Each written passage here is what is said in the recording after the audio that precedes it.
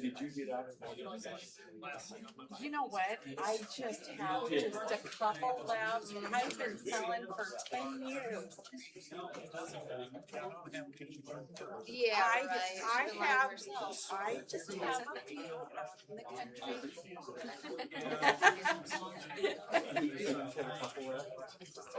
Out in the country, like on our farms, we might have houses on the farm. It's just rent those out. In the USDA building, and that's about it. I'm trying to retire and quit doing all this stuff.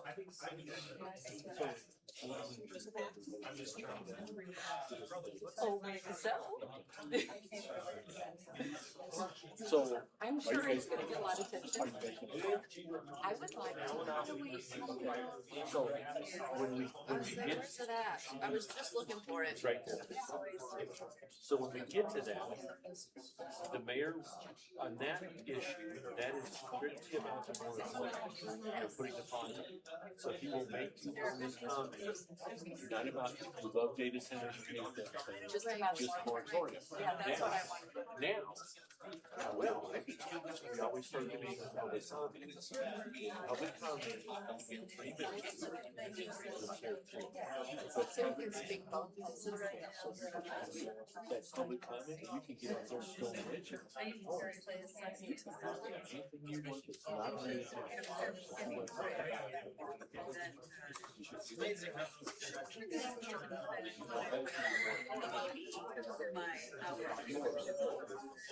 to why. Okay. Does that make sense? We're good? Appreciate it. It's gonna be a long meeting. So I've got a switcher on it.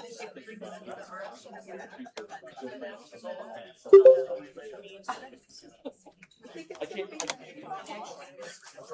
There's 2 reports. Amber Anderson's like never before.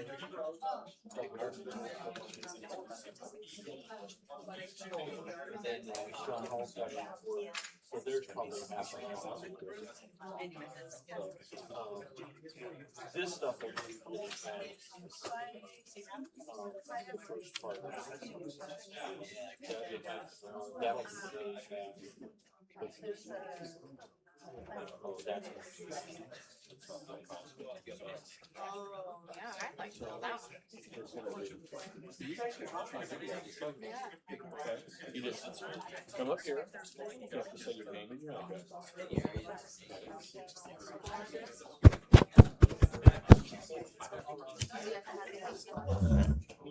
It's retired.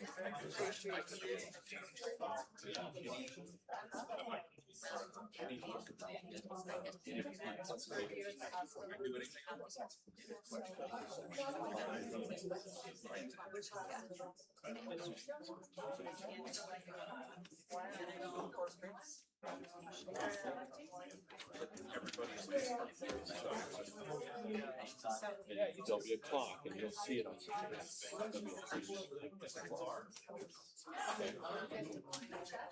and if the mayor likes you, they'll give you more. Thank you, sir. Oh, my dad. Yeah. It's good to see you guys. Okay. I'll sign it right after the meeting, or you want? Yeah, I'll just sign it right after. They would have been abandoned in the area when you were there. I know. All right. Oh, you were there. Should I show you a picture of his son is. So on Saturdays, the O'Reilly students, my friend John Deere, he's had those 8 hours. He goes to his son, was lead engineer for the O'Reilly students. The Corey Day, Corey Day 17. So he found him. He got to sit where they sit in the pits. There's like seats for 8 more people. You can sit there and watch the monitors and watch the Well, see, he was in the shade, cause they had a shade, and they got blowers blowing air conditioning. He sent me a lot of pictures, he sent me a lot. So his son, yeah, he was getting paid. Someday he'll move him, he's really sharp, they'll move him up to the national.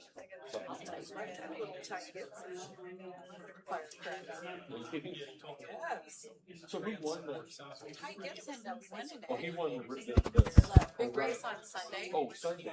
Oh, that's right. Yes, He did the top Sunday. one. Yes, and,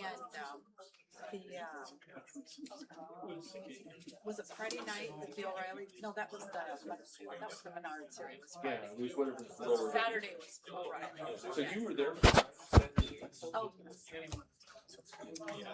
But you didn't drive home. there were. And you were. Are you in town? You were. Boy. Oh, So, It was. Was there even- was there even- Sunday was a breeze, but it was still so hot. then you're packed. Oh, On Sunday you were packed. yeah, we were on the long time ago when the racetrack started, but season tickets. Oh, we're right on the start finish line. Really? So we So you're packed in with sardines. not only that, it's actually cooler in the stand than it is in the clubhouse. Because you got all that back again, and in the stands, the wind goes through. You go to the. Yes. You do everything. I didn't know that. I like things that go fast. He said selling your house. Yeah. Right? Well, You were Mr. in Right. Magneto. Okay, so you could, you guys, that should be. What? I'm not talking, I'm just here to.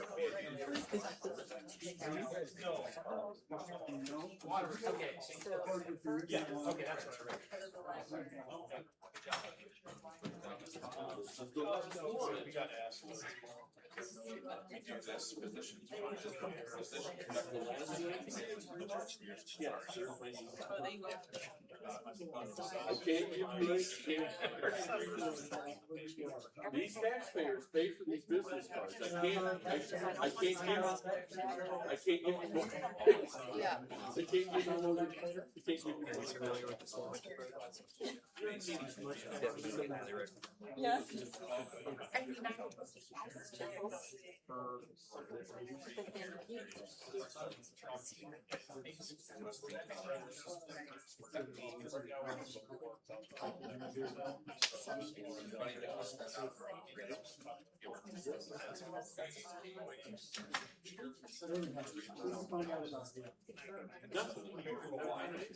Cause I don't know what to do.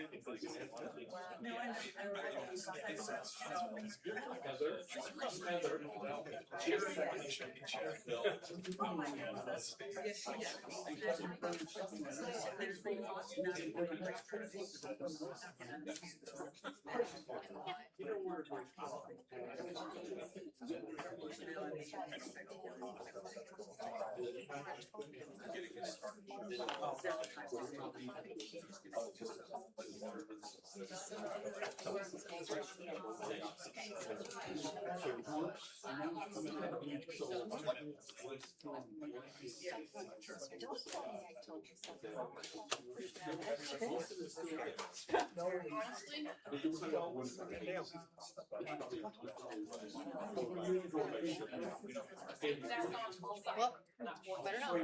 Yeah.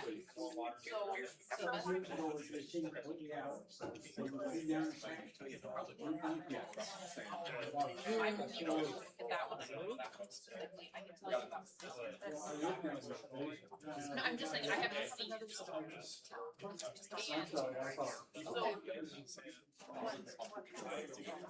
think about it. I mean, I got these for a while. The more you're asking about it.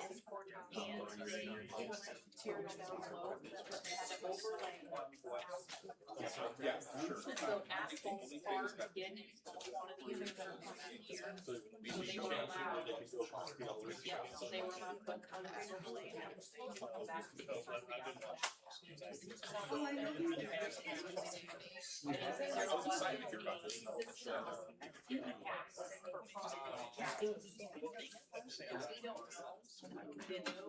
Videos that are out there.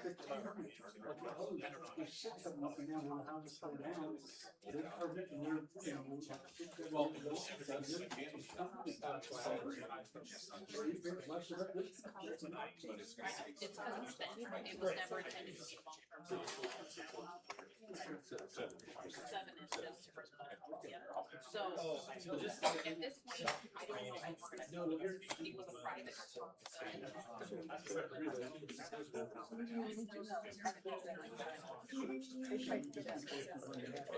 The contract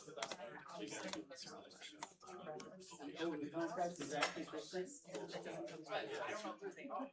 Yeah. Well, that's okay. I'm just, so it's no destruction, no, so how do we? Well, I'm just worried about what the, like, that's like these. That's just gone back. But you're, I'm not in your. There are so many issues. Yeah, there's. When I talk to you, I'm gonna go talk to this guy.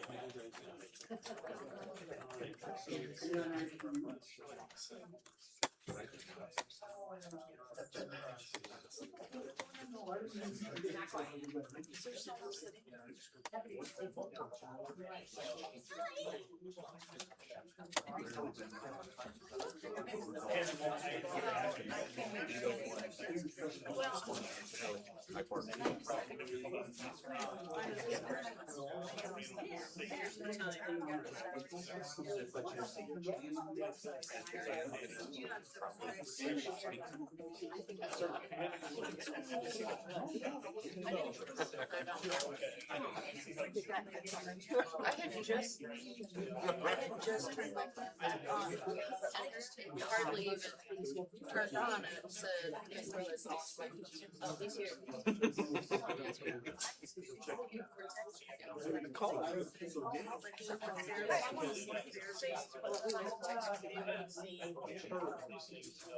Supper.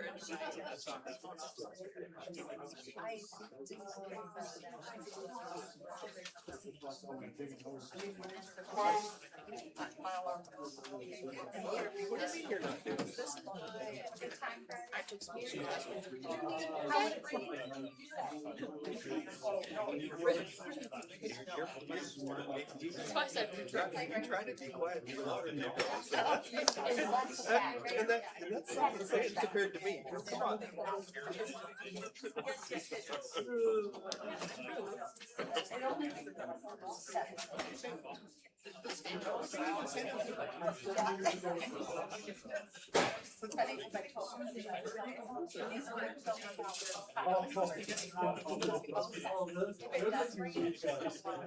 It's the best I got.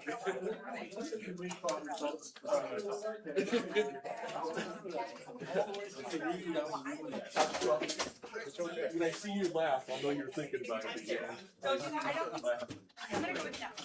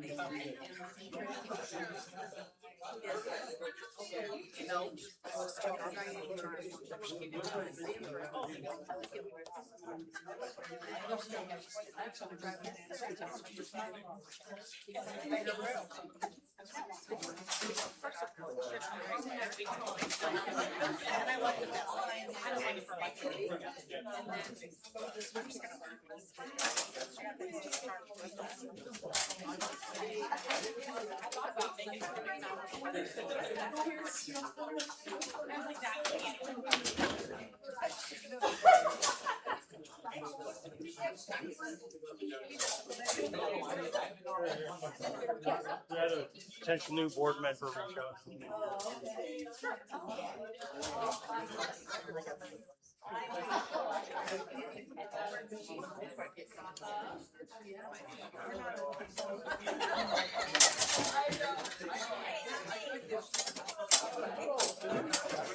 We were on. I only have 1%. I only have 1%.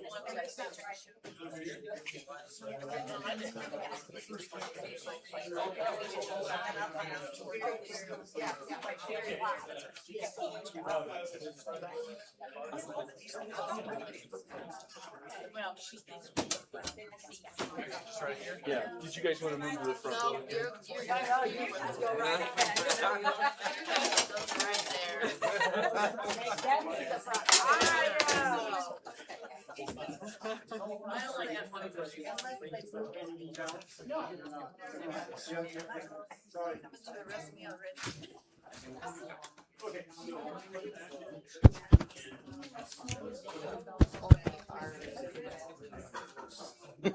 I'll go to the.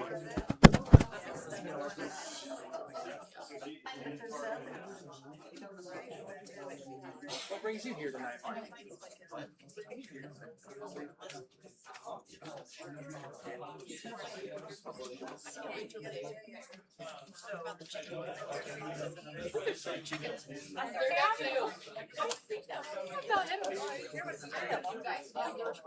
Was there? One day. Okay, that was 3 today. Oops. Hi, Sue.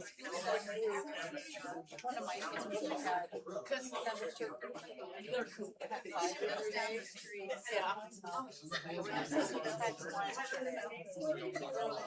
And my husband only seen my beard again, but she's now 5.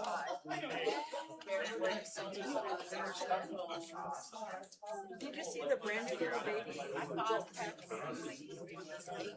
yeah, and she wants to walk around. I lost it. Just like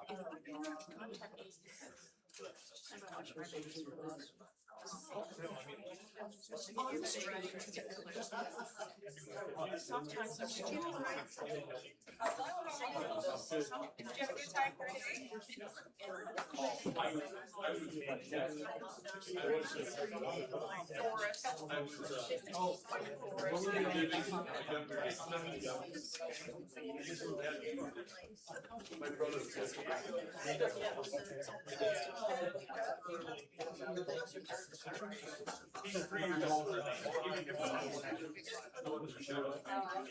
like a mini bike, like a mini bike.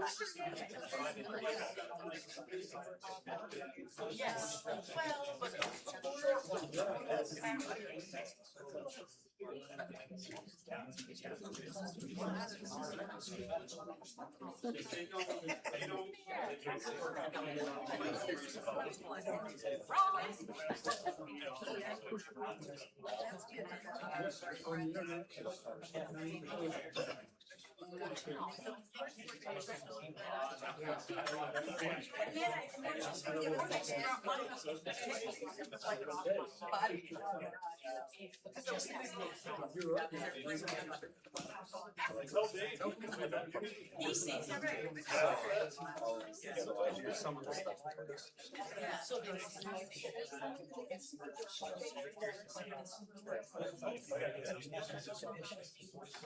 I know.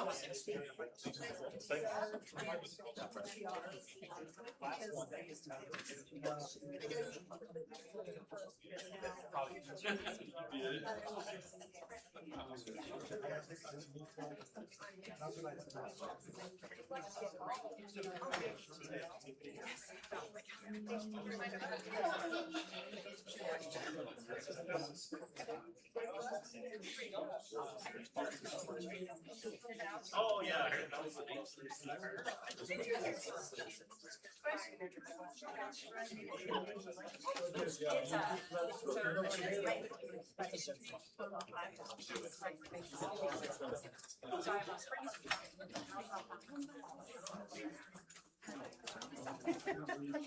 Where'd you put it? He's got ours.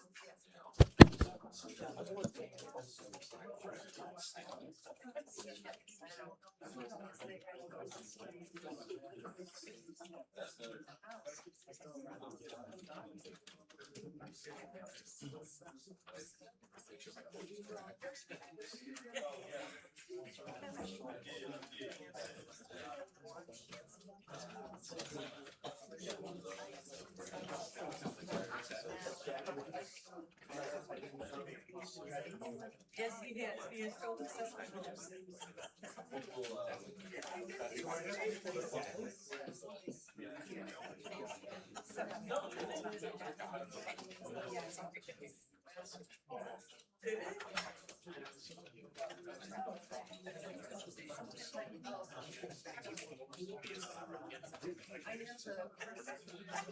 Because that's like in the day, that would have been enough,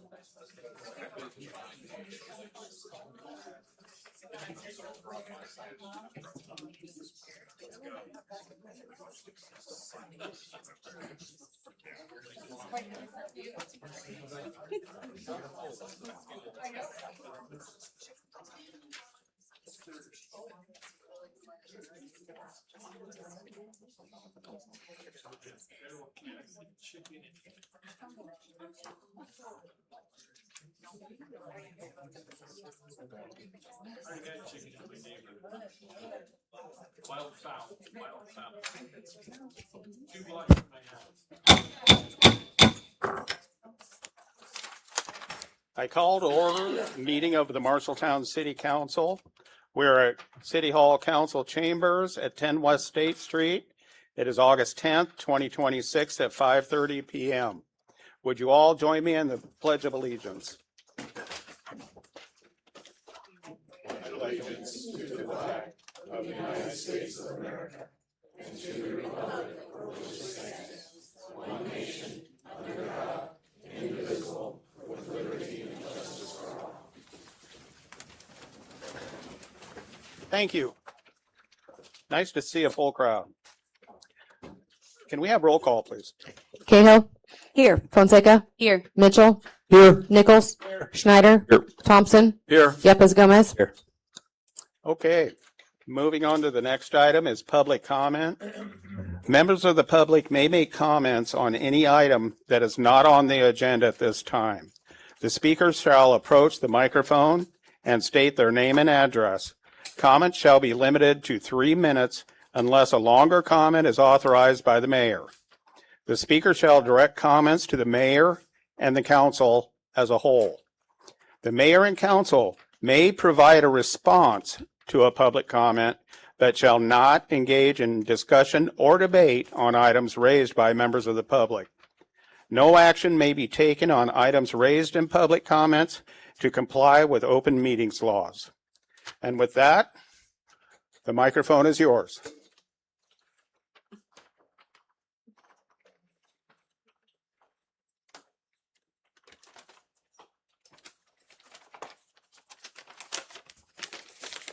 Thank you. My name is Mike Schlesinger.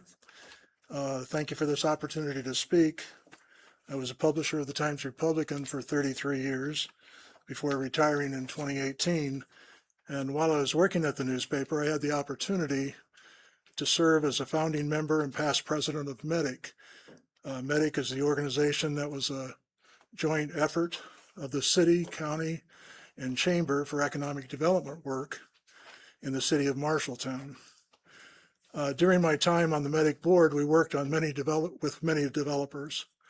Our board learned quickly that it was extremely difficult just to have the opportunity to sell a developer on Marshalltown, because there is a lot of competition for economic development on any project within our state and even within the Midwest. So when our board had a developer interested in our community, the board would try to put its best possible presentation together to try and persuade the developer to come here. If we failed, and the competition was very intense, so we did fail sometimes, so we'd analyze why we were unsuccessful. Here's a short list of why communities lose out on why developers walk away. Location, costs, strict timelines. For example, tech clients like AI and cloud providers need fast development and deployment, meaning a regulatory delay can breach commercial deadlines. Escalating pushback. A short pause often signals deeper community hostility, prompting firms to shift capital to friendlier municipalities. National trends. Across the United States, there are dozens of massive infrastructure builds facing cancellation or relocation when local resistance mounts. So how can our city put in place the guardrails that many people want, yet still keep developers who are interested in Marshalltown from walking away? I think we have enough bright people in our community who can not only develop the proper guardrails, ordinances, and planning and zoning criteria to protect the concerns that have been voiced, and they can do that quickly, much faster than in 4 months. To do that, they would probably have to consider several factors. They would ensure the ordinance explicitly includes strict decibel caps and setbacks, for example. Perhaps 50 decibels by day, 40 decibels by night, maybe 1,000-foot residential setback. These are some of the things that could be considered. Ban on using potable drinking water. You can use a closed loop or recycled water system to prevent massive usage of water. Mike, you need to wrap it up. We only give you 3 one minutes. paragraph. Ironclad clauses preventing the cost of grid upgrades or higher power demand from being passed on to residential taxpayers. I think these safeguards would address most of the fears I have heard and could be written up and passed quickly. The council is set to act quickly on a 4-month moratorium that could potentially force developers to go elsewhere. I respectfully propose that we act just as quickly, but instead get the ordinances and guardrails in place in a week or so and show developers we are open for business. Thank you for the opportunity. Thank you, Mike.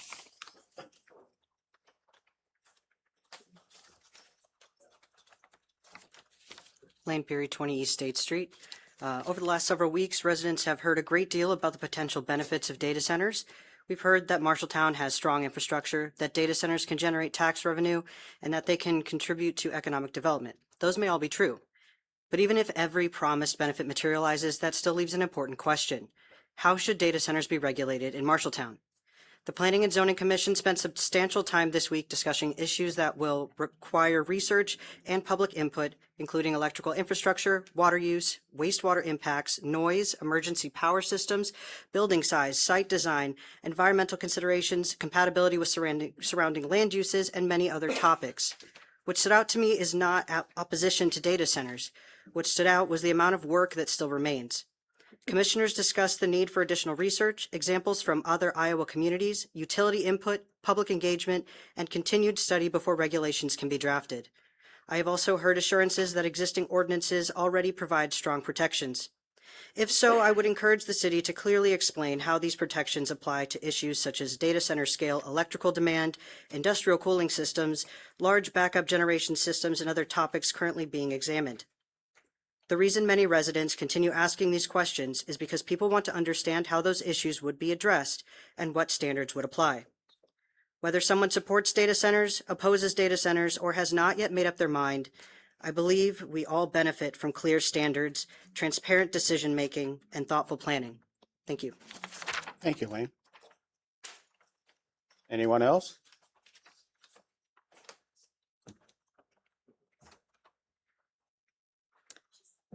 Mayor, council, thank you for an opportunity to stand up here. You need to give your name and address. Daylene Michael, and I live on Twinkle Hill Road, Marshalltown.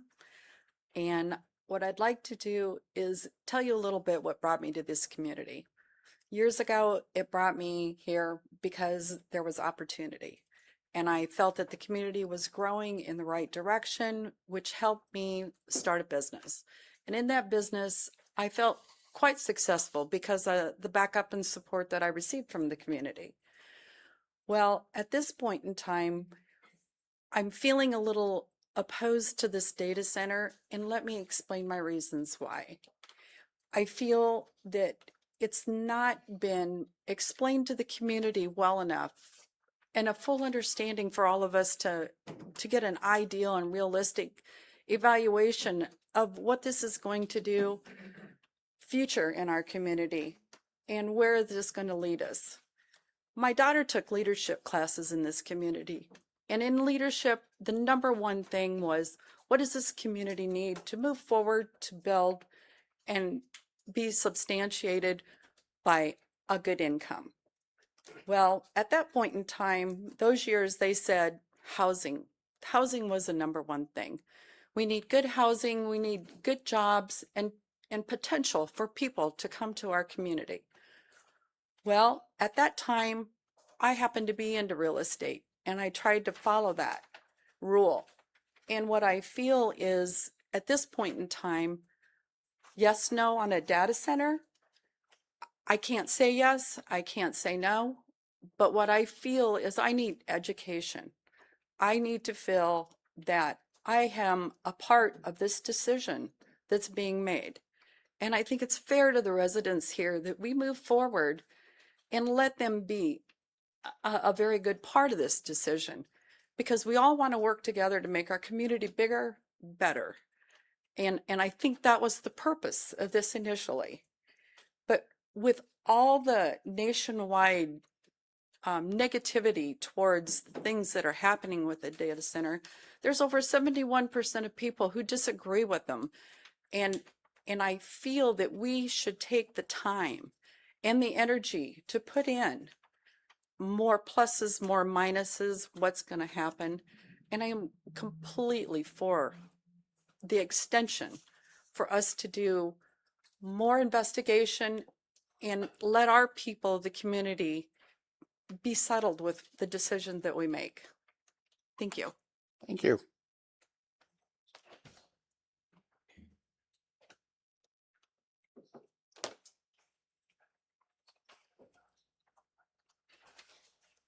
Linda Clark, 306 South Second Avenue. I'll look at my notes. Certified female, American human, property taxpayer, retired. I stand on my values as well, the Iowa Constitution and national mottos. I'm hoping everyone remembers them. My liberties, 250 years of our constitutional republic and common sense. I have started listening to what's been said. I'm concerned about property taxes. And why am I concerned about property taxes? My grandparents, my dad, lived at the same property that I do that has now been coded by zoning that I cannot have the things that they sustained with during the Depression. My dad said to me, never mortgage the property. He nearly lost it 3 times in the Depression. And now the very things that they lived, I cannot have them. I'm not allowed to have them. My life changed in 2018. My yard became a registered pollinator yard in memory of my grandson. Proudly, I wear this shirt. I will never forget him. And now, the things that I enjoy, such as planting my pollinators, having that, I pay my property taxes. I've been doing it since '96. I also have the pollinators, and I have had businesses. I've had persons help me with knowing what to plant and what to have so that I can enjoy. I've had the monarch migration 3 times through my yard. I had an albino eagle, May 19th, 2019, migrate through my yard, my very yard.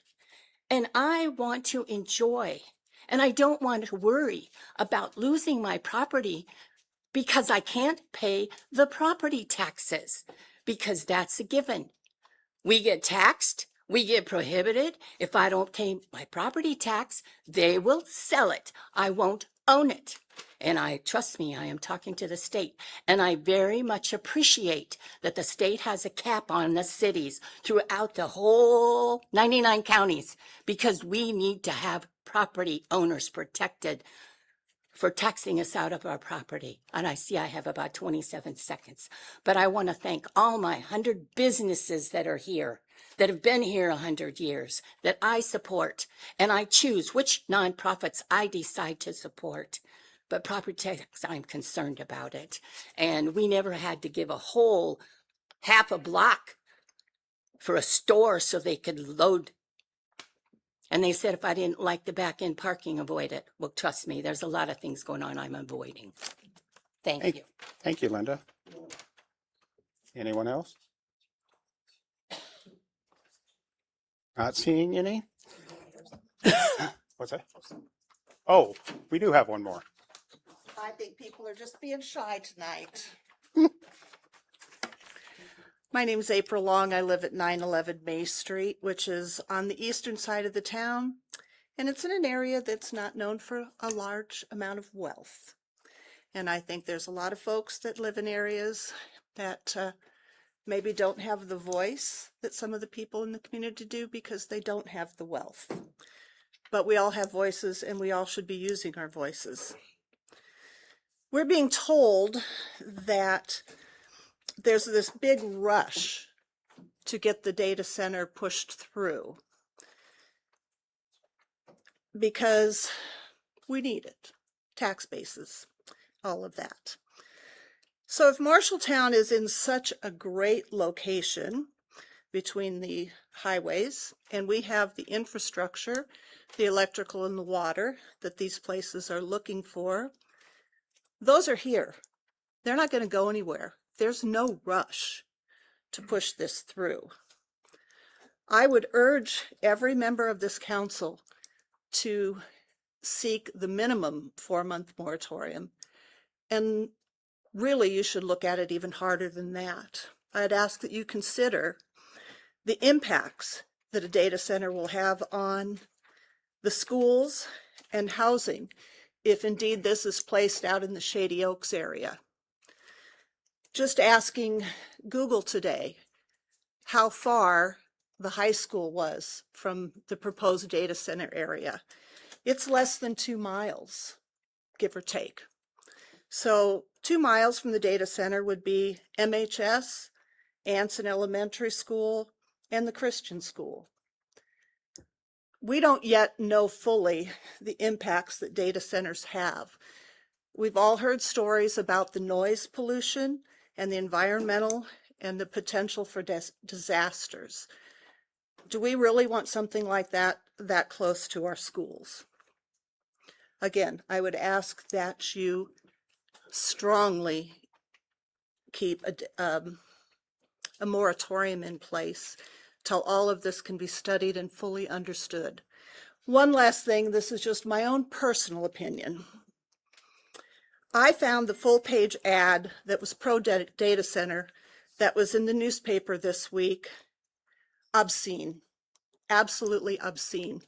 A full-page ad forcing this on the city of Marshalltown. That ad probably cost several $1,000s. Obscene. So with that, I will leave it. Thank you for your consideration. Please vote for the moratorium. Thank you.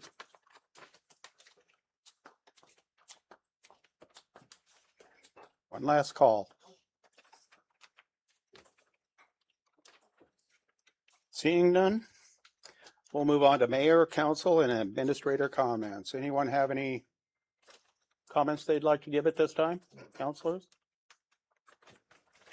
Your Honor, if I may. Yes, you may. Live After 5, Friday night, was very well attended. The band was Inner Light, which was a Marshalltown band a few years ago. They're actually enshrined in the Iowa Rock and Roll Hall of Fame. And Danielle can vouch for this. They put on a great show. And there was a great crowd there until the 2-minute rain came.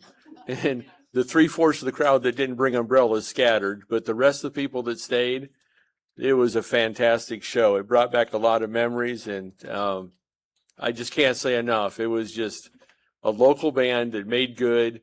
My brother reminded me they actually had a song on the top 100 when they were a band and when they were in their prime. Not saying they were out of their prime, just saying it's been a couple of years.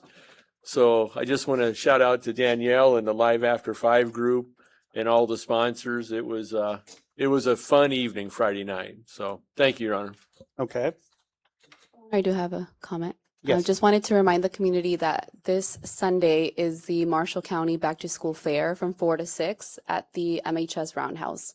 They'll have school supplies, immunizations, physicals, and all kinds of good things for the students to be prepared for school.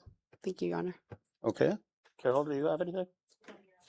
Okay, the only correction that I would like to make on the agenda as a whole is the closed session has been canceled and I believe will be taken up on August 24th.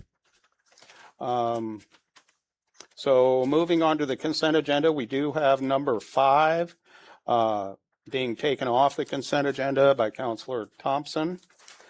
Do I hear a motion and a second? Move to approve, Your Honor. Second. Yeah, I have a motion and a second. Any questions or comments? Roll call, please. Mitchell, Yes. Nichols, Yes. Schneider, Yes. Thompson, Yes. Yepes Gomez, Yes. Cahill. Yes. Fonseca. Yes. Okay, motion passed. And then we'll move back to number 5. Resolution declaring certain property surplus property and authorizing the sale and disposal thereof of library collection items to the Friends of the Library. Move to approve. Second. I have a motion and a second. Sarah?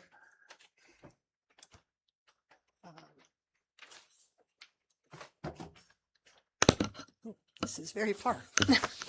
Might have to move it closer. Very heavy. That thing's heavy. There you go. Okay. Good evening. Sarah Rosenblum, Library Director, Marshalltown Public Library. Good evening, Mr. Mayor, council members, Carol. Our public library is not a historical archive. It's an active community hub We keep it vibrant and safe. We manage the collection in the ways that we follow national standards, the state standards. Iowa has a state library. Most of you probably don't know that. And we manage the collection, and we think that we do a very good job. I have 40 years of doing this. Katie Fink, who will be our interim director, has almost 12 years. And we have a great team. So I could stand up here for an hour and bore you about library management. I won't do that. I did bring some show and tell items. to explain kind of one of the things we do, but I will bow down to Mr. Thompson, and you can tell me what you're looking for. May I go on? Yeah. Okay, I'm going to make this real simple. I love the library. Always have, always will. Okay? My issue is there's an organization called the Friends of the Library. And at different times, I don't even know if I'm still an active member or not. I don't know when my annual thing expires. But the library book sales and everything, I'm a big proponent of all that. My issue is very simple, and this is for the council and for the public. The Friends of the Library, for the last 2 years, have refused to let our auditors see certain things in their books. And by Iowa, the change in Iowa law is that their whole entity, their whole reason for being is they donate to the library. And so therefore their books need to be audited during our annual financial audit. And Cole can correct me if I'm wrong on any of this stuff, but we get an adverse opinion on our audit for the last 2 years. We'll get it for 2 more years because we're already past fiscal year 26. That audit hasn't occurred. We're already into 27, and that audit hasn't occurred. So we're going to get it for 2 more years. Personally, I don't want to do business with this organization and sell them these books we're going to sell them give or take 5,000 items, which we do every year. The library weeds the unused, out of date, old, tattered like us. So, things like that. I think some of the newer stuff, science has changed, misinformation, and some things just aren't getting checked out like they did when they first came out. I'm not opposed to all that. The only thing I'm opposed to is selling them for $500 to the Friends of the Library. And it's as simple as that. I don't want to be in business with a company that is refusing to let our auditors see their books, and it turns out to be the result is an adverse opinion on our audit, which is not a good thing for us. So that's my whole point. It's nothing to do with the library, the wonderful staff, the facility, the new meeting rooms, the new podcast room that I'm not supposed to talk about because you don't have it ready yet. But that's it. It's just simple. I don't want to do something to benefit the Friends of the Library because they're not helping us. Well, respectfully, I would disagree. The Friends have donated to the city to support the library in the last 2 years, $1.3 million.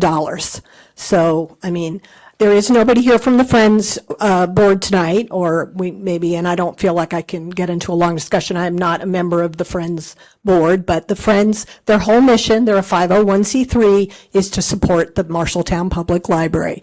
They were instrumental in getting the levy approved. Unfortunately, the state took it away, and I believe the Friends back, in 2000, when people started talking about a library, helped lead that drive. So I would respectfully disagree. The Friends support the library advocacy, and they give money, and that's all they do. They just support the library. So, libraries around the country deal with thousands of books that have to come out of their collections. And maybe you've seen articles in the past where they've put them in a dumpster, and then that's certainly not what people want to see, and people go dumpster diving. All the money the Friends raise through the book sale, through the annual book sale, that just in turn comes back to the library. Maybe the process, you don't agree with the process, but they support new collection items. This year, they're going to spend $65,000 on ebooks, which are one of our most popular things, and they support almost all of our programming. So I don't know, this decision first went to the Library Board of Trustees, which is a governing board. I always say it's kind of similar to the council, members appointed by the mayor, approved by the council. They felt confident in what we presented, and now we've brought it to y'all. So, If You want one more thing? okay, go ahead. So again, not questioning all that. And if you say they want to help us, and I know you can't speak for the Friends, and I don't know if anybody's here in a position that can speak. If they want to help us, let the auditors see what the auditors want to see. Because this adverse opinion is not a good thing for us moving forward. okay. I will say the Friends file their taxes. They're 990, and they have had several meetings with the city. I'm not a Friends board member. I cannot speak for them, but I know that they have, I do feel confident in saying they have honorable intentions. So, and again, this is very similar. There is actually Iowa code, and I can bore you with, which I think I have here somewhere, or maybe not, about selling books. There's actually Iowa code, section 8A202. The library or its governing board are allowed to sell items to a private agency. Friends are a nonprofit organized to raise funds solely for the support of the public library. This is standard operating procedure of disposal of library materials throughout the state. So, But yet we have a policy, and we categorize these library books as an asset. And they're categorized every year when they're purchased as in the aggregate. So every year you purchase, how many books every year? we probably purchase about 5,000 books. We also get a lot of books. A lot of books are paid for by memorial donations. People bring us brand new books that, they buy a book and they read it and they give it to us, and then we add that to the collection. We have the Friends give us money for books, the Assistance League. So it's an aggregate collection. So these people out here, they're taxpayers. They're paying for about 5,000 books. The average book is about $20, $15. Let's say 20. Yeah. So 5,000 times 20 is what? Sorry. $100,000? And you're selling $100,000 worth of books for 500 to the Friends of the Library. Well, that's all I'm saying is I don't want to do business with the Friends. Gary, I think that's misinterpretation. I'm not sure that's correct and Gary, you've attended many book sales, and most of the books, we're talking now the large book sale that we have every September, which is very popular. Most of those books, at least 60%, are not city-owned books. They're donated books that people bring us I would say anywhere between 50 and 200 or 300 books a week. And you think, sometimes we're drowning in books. And you think, well, don't take them. Well, we can't because people would just leave them outside the door. But, I'm doing show and tell. So, so here is a book by Chris Christie that we purchased in 2019. It's no longer relevant. People aren't reading it, so we're getting rid of it. This is a book that actually our government, it's Iowa government. This book is a textbook from 1945. So we've taken this book out of the collection, probably when we were weeding and making room for the new rooms paid for by the Friends of the Marshalltown Public Library. We decided we did not need this book. As I said in my opening statement, we're a popular library. We're not Iowa State. We are not University of Iowa. We are a popular library. People come for, the new James Patterson book. But we have a devoted group of nonfiction reader. I just had somebody today ask me for a book, Biological War, which apparently is a very hot book. I'm not sure I want to read it, but yes. So, also, we read books because of currency. So NOLO is a very well-known press. I have bought hundreds of NOLO books in my career. They do landlord-tenant law. This one is 2019, though. So, this is a book that we would replace every 2 or 3 years. And frankly, this is a book I wouldn't put in the book sale because I don't want somebody to pick it up and, use it improperly. And I will show you the book that I think probably will sell at the book sale, if the right person comes. How to troubleshoot gas engine repair. Now, we're removing it from the collection because it hasn't circed. you know, maybe a lot of people now go online. I mean, I know I go online to figure things out, but if any book sells this weekend, it will be this book, if the right person comes to our book sale. Okay. So, I do remember getting an email, and I'm sure all of us did, from Cole on some possible solutions on working this problem out to be able to get what the city needs. Cole, would you like to speak to this?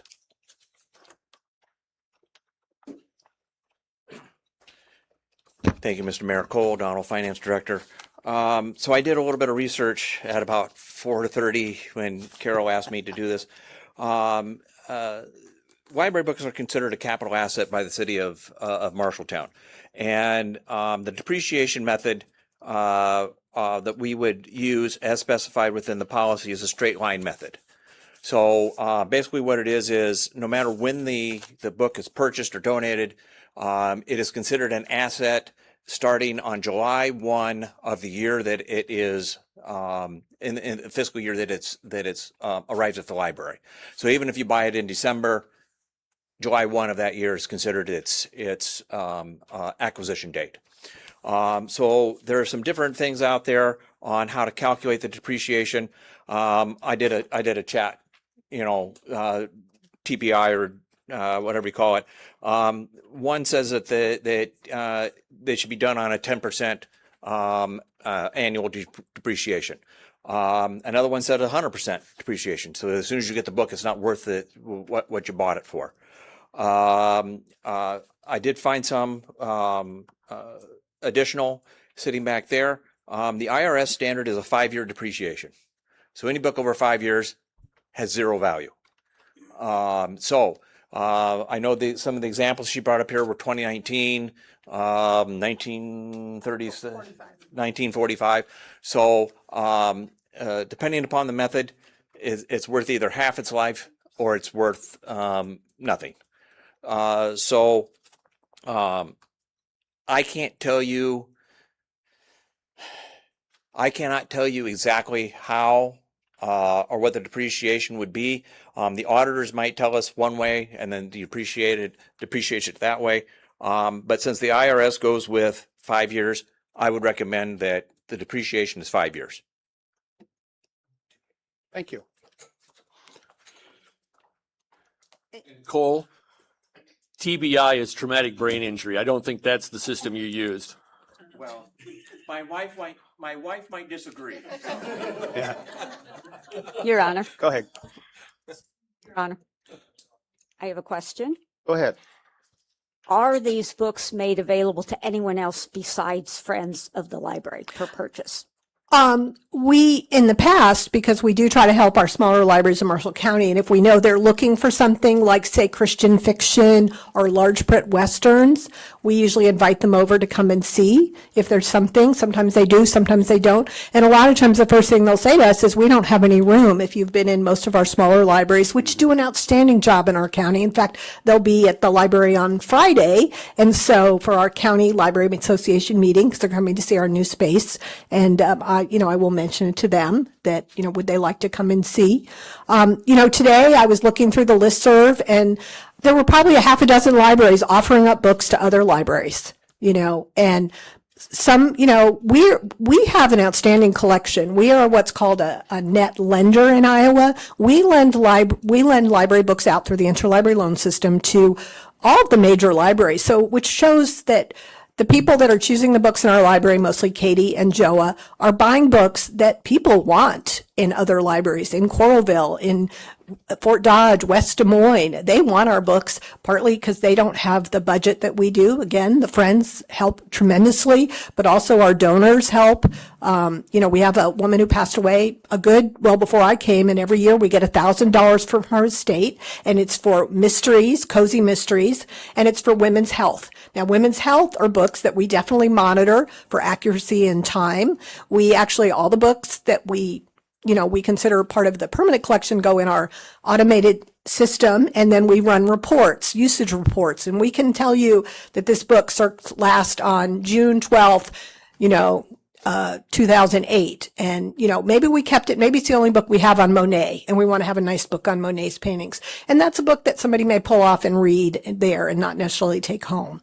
But, you know, we're a popular collection. You know, we talk about the word weeding, which sounds a little dramatic, but a lot of librarians talk about the more you prune your collection, the more it grows in terms of use. Because people want clean, shiny books. I mean, we'll actually wipe a book down and it'll give it a new life. You know, we put those Mylar jackets on. But, you know, we have an outstanding library and a community that loves the library. And, you know, I will admit it's a little frustrating for me. And I'm also, as most of you know, on short time, so I'm trying not to say anything inappropriate. So, but we're here to support, you know, the library and the community. And that's what we do. Right. Your Honor? Yes. So, not degrading any of those programs, but why isn't the Friends of the Library willing to help us get a clean audit? I think the Friends feel that they are doing what they're supposed to do legally, and they had several discussions, and was not privy to all those discussions. You know, when they were approached, and I don't feel comfortable, but I know that an audit was going to cost over $10,000, and they felt. This is our auditor asking questions. It's not the audit for their books. No, they would have had to pay for an audit that they would turn over to the city, but the city did offer to pay for the They audit. did, but it was going to be over 10, the bid they got was over $10,000 to have an audit done, and that would be yearly. The city offered to pay for it, but the indication that we got was that these are volunteers that don't really have the time to manage an audit process. So that was what was communicated to us. Yeah. I mean, I think the Friends, I've worked with Friends groups for the last 40 years. I think we have an outstanding group of Friends. I have worked in a community where the city ended up suing the Friends because, you know, they were giving the money to school district. Our Friends would never do that, and they don't do things like that. And I think, you know, and people trust the Friends because I had a call recently from an older gentleman in town who told me that he was putting the Friends in his will. The Friends are in my will. If something happens to me, they get a chunk of money. I'm a single person. And, you know, people trust the Friends, and they, you know, I'm kind of frustrated by this whole thing. So I'm confident. Cole put out some ideas as far as how the Friends of the Library could do an audit and without releasing too much information, because some people give money to the Friends of the Library, good sized amounts of money, with the thing that my name is never mentioned.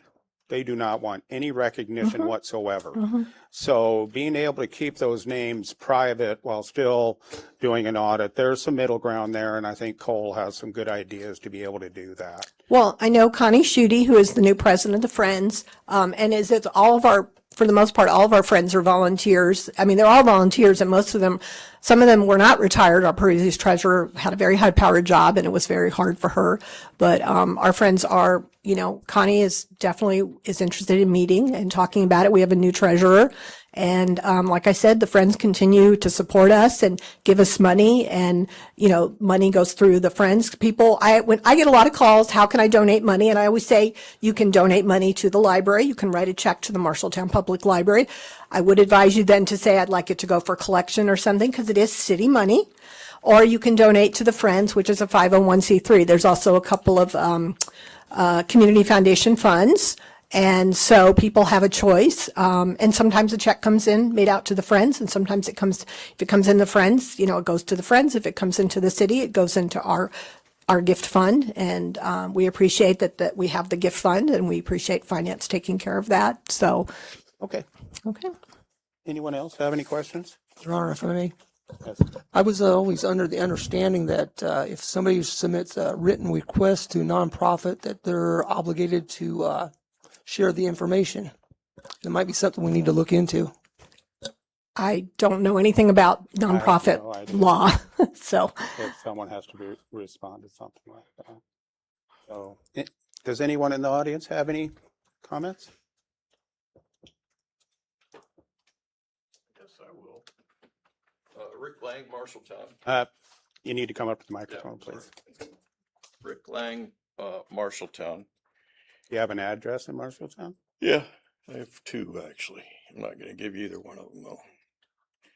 I'm a retired police officer and I'm not gonna put out my address. I can't believe we're up here throwing this much shade at the Friends of the Library when they've donated $1.2 million. And your foremost expert in library is sitting right here saying the same thing. So I think it's kind of shameful. And that's all I got to say. Thank you. Thank you, Rick.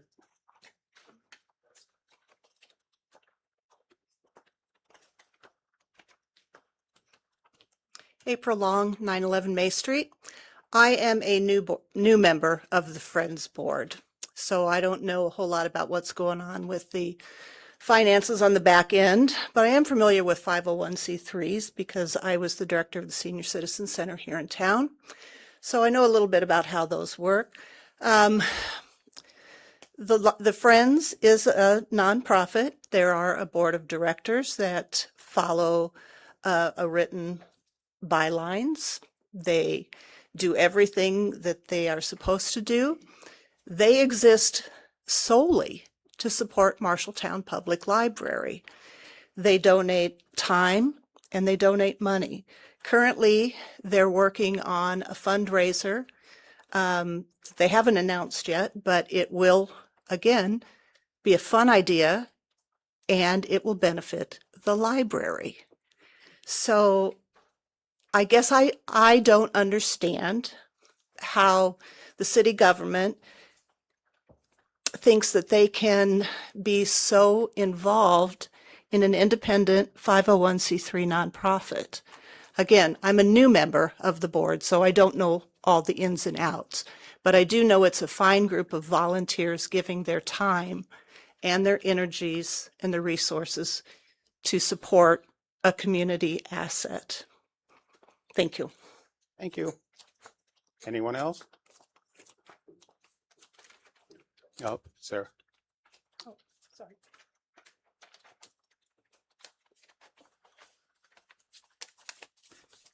Tim Bradbury, 12 North 10th Avenue. I like the freedom of the library. Sounds great with a board, having a board, until you start hearing some issues that they're not always on the conservative side. I believe if we don't want issues of auditing and things, then why don't we open it up?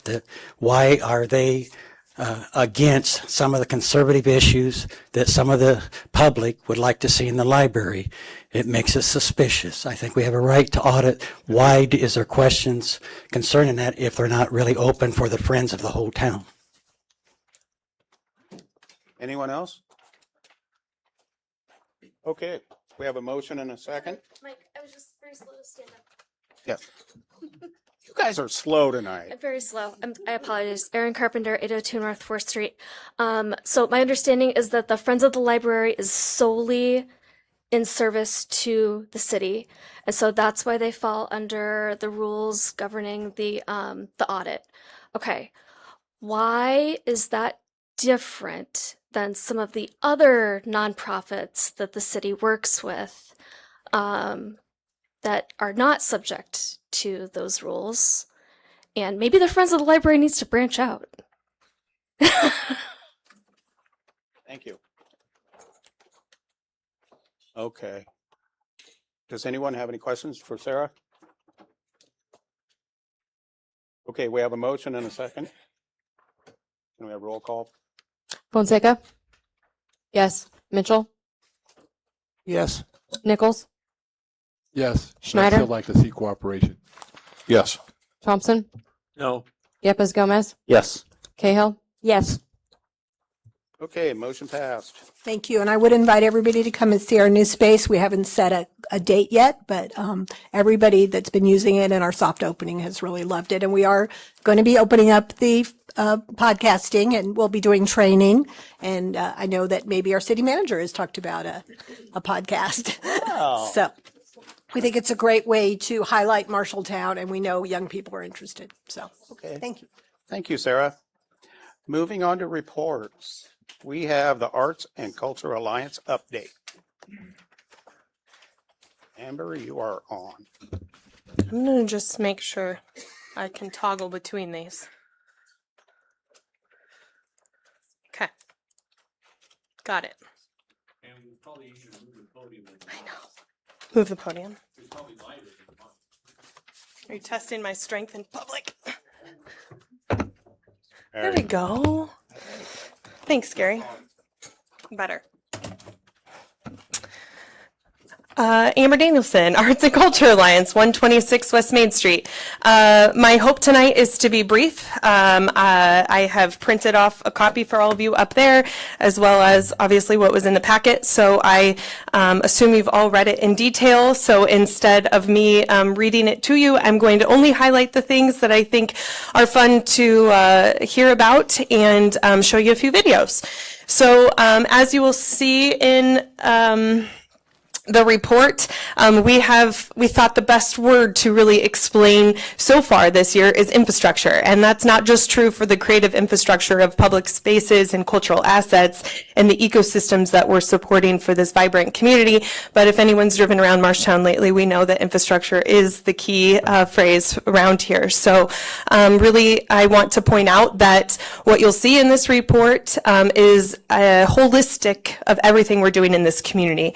So not everything we're doing is being supported by public dollars, but everything is tied to the implementation of the Arts and Culture Master Plan, which is what our partnership is for. So first off, just to touch, and I'm going to zoom a little bit.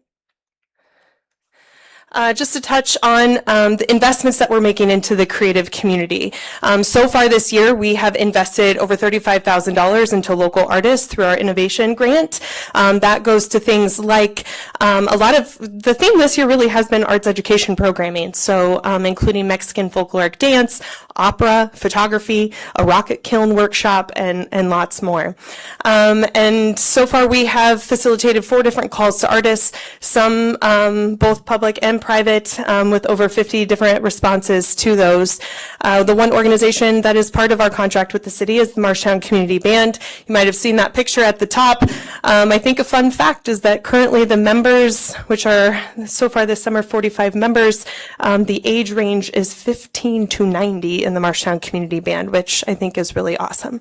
They saw between 80 and 100 attendees at their concerts this summer.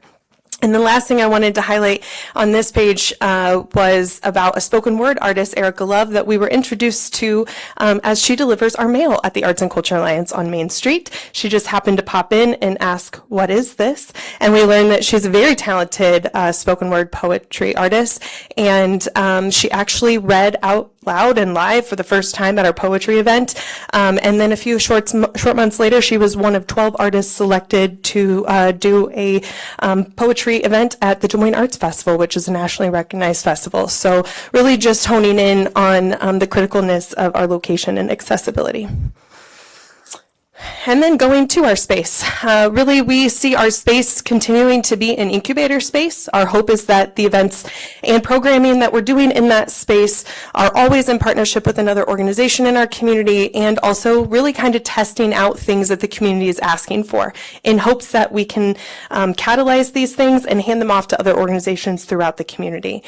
We hosted our second Songwriters Showcase, which is the picture there. You see the crowd singing along to Honky Tonks in Iowa. And really, we have seen a lot of growth in events like this. So we're excited for places like the Marshtown Performing Arts Center and the Martha Lintai Playhouse and the Miller Auditorium, of places that events like this could soon be hosted at. The one thing I did want to point out here was we just did an opening for the Tiny Art Walk in downtown Marshtown. So this is now a little out of date because I said save the date and the date is gone. But I am going to show you a little opening video of that, hopefully. And I have to unmute it.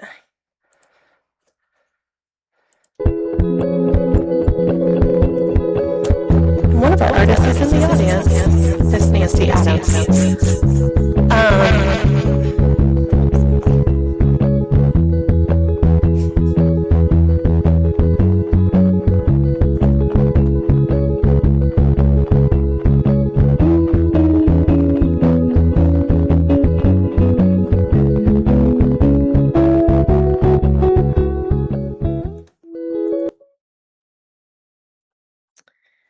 So if you have not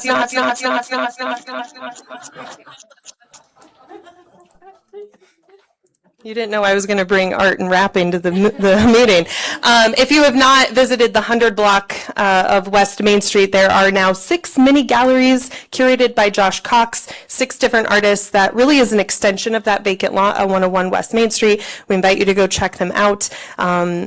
Nancy Adams has an awesome installation. She didn't want me to point her out, but she's one of 6 artists that will be rotating on a regular basis, and so we highly encourage you to take a stroll through there. And then I really can't highlight absolutely everything that's happening in our community right now when it comes to arts and culture, but you can look as far as private businesses to organizations to public spaces where the arts are truly on fire. You can go to Fizz and Fiction and take an art class. You can go to Grimes Farm and attend a concert. You can go to, we've already heard about the success of Live After 5 and so many others. And so we have to celebrate all the things that are going on, but impossible to celebrate them all. So this is just a snapshot. And instead of talking about the Apgar Family Water Plaza, I'm going to show you a quick highlight of the opening that was on June 6th. And I will not talk.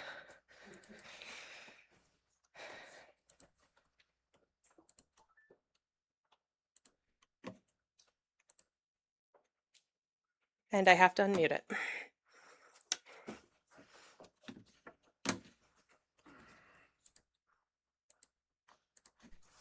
And the entire Creek district reflects the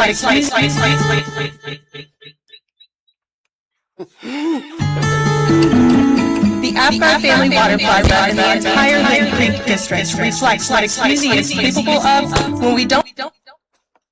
I'm not going to show you that video, unfortunately. I'm going to just mute it. Oh, man. We need a sound tech. So the heat of that day is affecting us now. That's what it is, Gary, yes.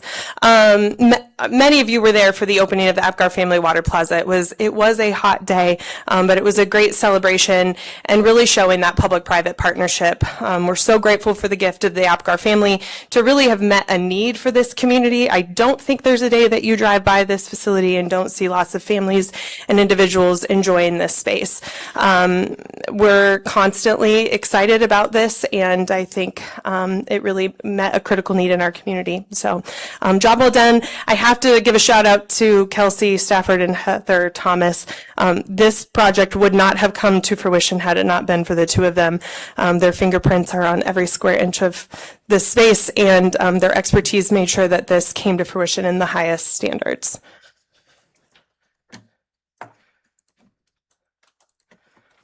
And I did just want to give a shout out. We're in the final processes of setting a date for the opening of the Ansi Kaiser Trailhead, which is technically open, and the Emerson Bridge. We did do just a little teaser about what that bridge looks like at night.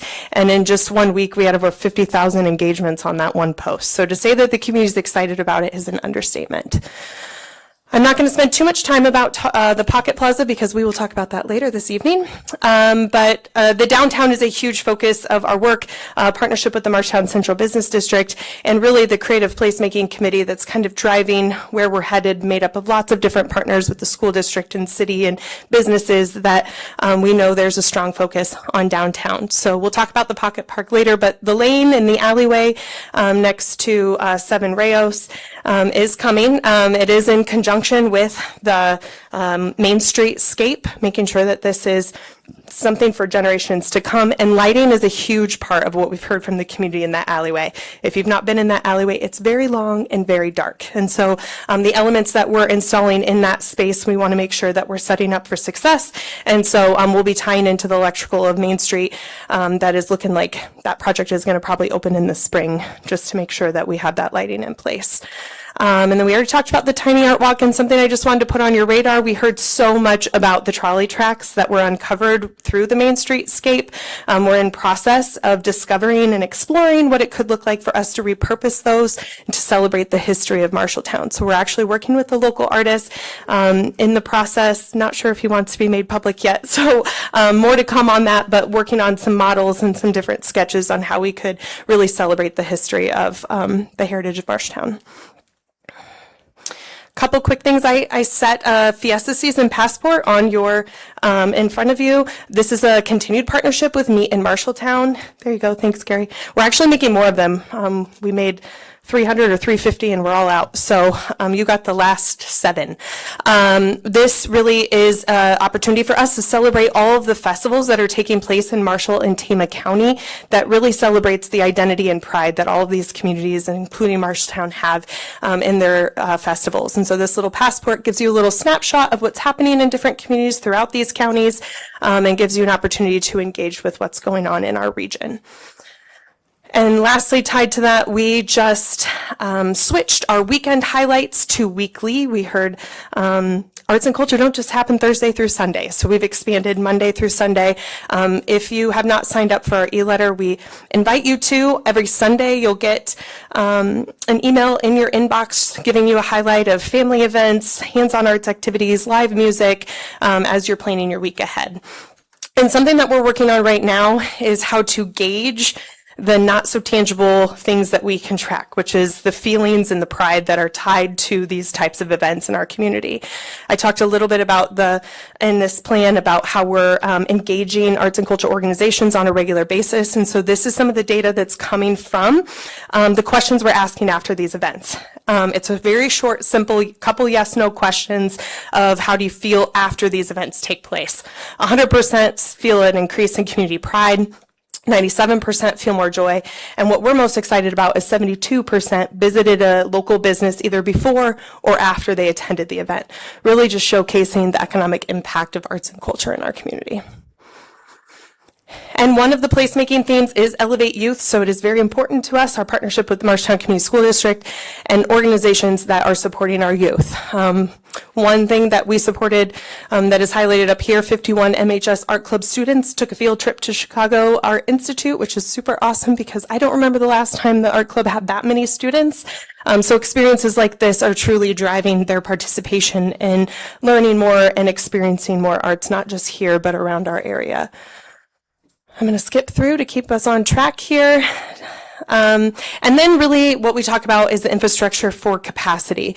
Arts and culture organizations, we're hearing a lot about sustainability. We're talking a lot about planning for the future as we're getting organizations together about what does the next few decades look like to make sure that we're setting this up for success. We are piloting a program later this fall where we're bringing together 5 arts and culture organizations to do a one-day workshop to talk through that sustainability and long-term planning. And the best part is after they complete this, each of them will be eligible for $5,000 for continued planning, for marketing assistance and rebranding assistance, and or implementation of those projects. So we're excited to pilot this and see where this takes us as we head into the future. Otherwise, I'm going to wrap up there. If you have any questions, I am happy to answer them. And thank you again for your continued partnership. And many of you who attend a lot of these events, I see you out in the community supporting these things. That is how we keep this all moving forward. Anyone have any questions for Amber? Just have a quick comment. The trip to Chicago, I didn't know. That's awesome. And then also the mariachi stuff. That's pretty cool. That's all I had. Yeah. It is. It's great. There's so many great things happening. Maybe you can be a chaperone next year. Yeah, it like just thinking like back when I was a kid, that would have been a cool experience. So thank you. Yeah.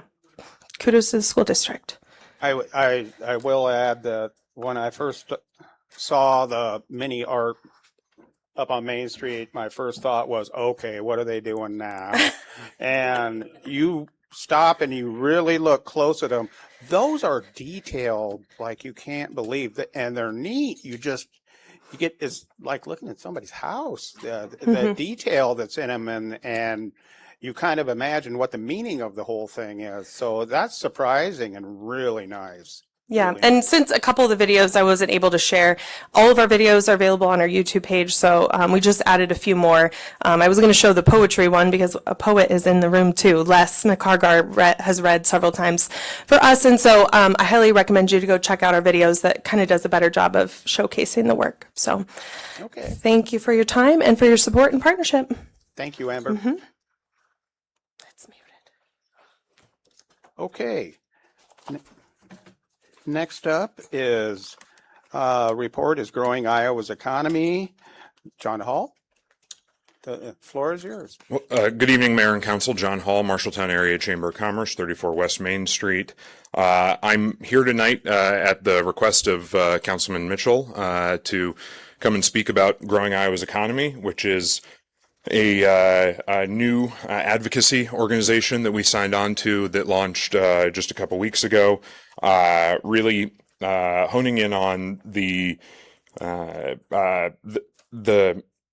kind of the negativity that's out there around data centers, the challenges that are existing in communities, and trying to recognize that there are positive benefits when we do these developments correctly, and simply advocating on behalf of that. So it's made up of a handful of chamber organizations, labor unions, and utility providers. So I'm happy to answer any questions, but I don't have any kind of formal presentation. Your Honor? Yes. Alicia, do you want to pull up? Can you pull up the website? You want the website shown? It doesn't matter. Again, I was simply requested to be here tonight and share about it. So I just thought you could give us an insight, on what's transpired since you became a member. Presently, it's, the organization's really just launched and picked up a little bit of press kind of statewide. Really I think the goal is to ultimately grow the overall participation in it. One thing I want to be clear about is that we've contributed $0 to the organization. So, they're not out soliciting funds for support. Really, what I'm kind of calling it in jest with my chamber peers is it's a support group for those of us that are having having data center conversations at the local level, because we're all dealing with a lot of the same public backlash and challenges in the conversations.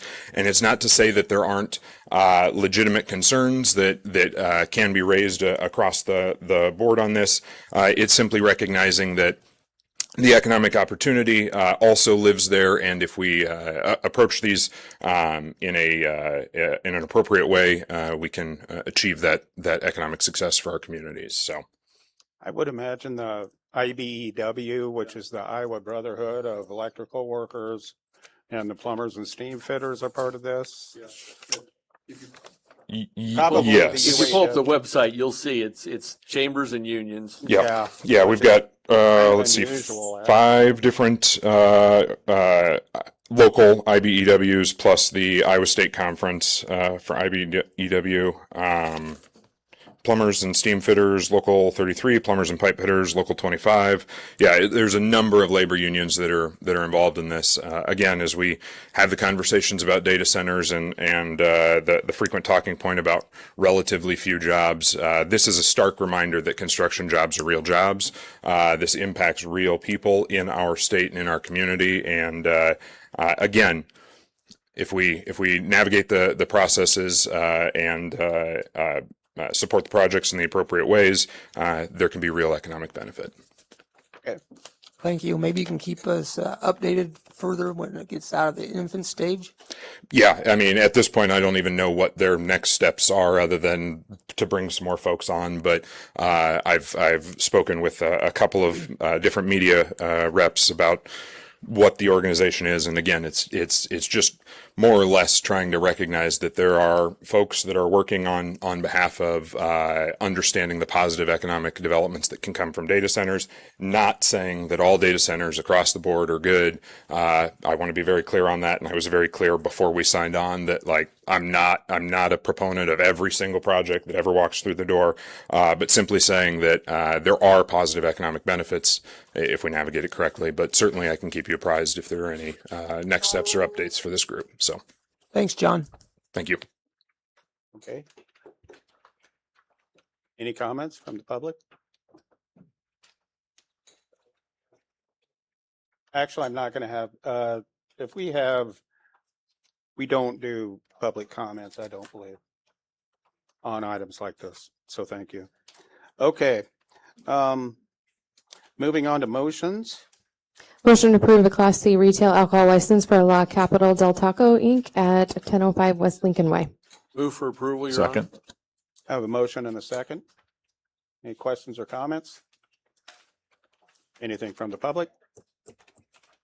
Roll call, please. Yepes Gomez, Yes. Cahill, Yes. Fonseca, Yes. Mitchell, Yes. Nichols, Schneider, Yes. Thompson, Is that Nichols? Thompson, Yes.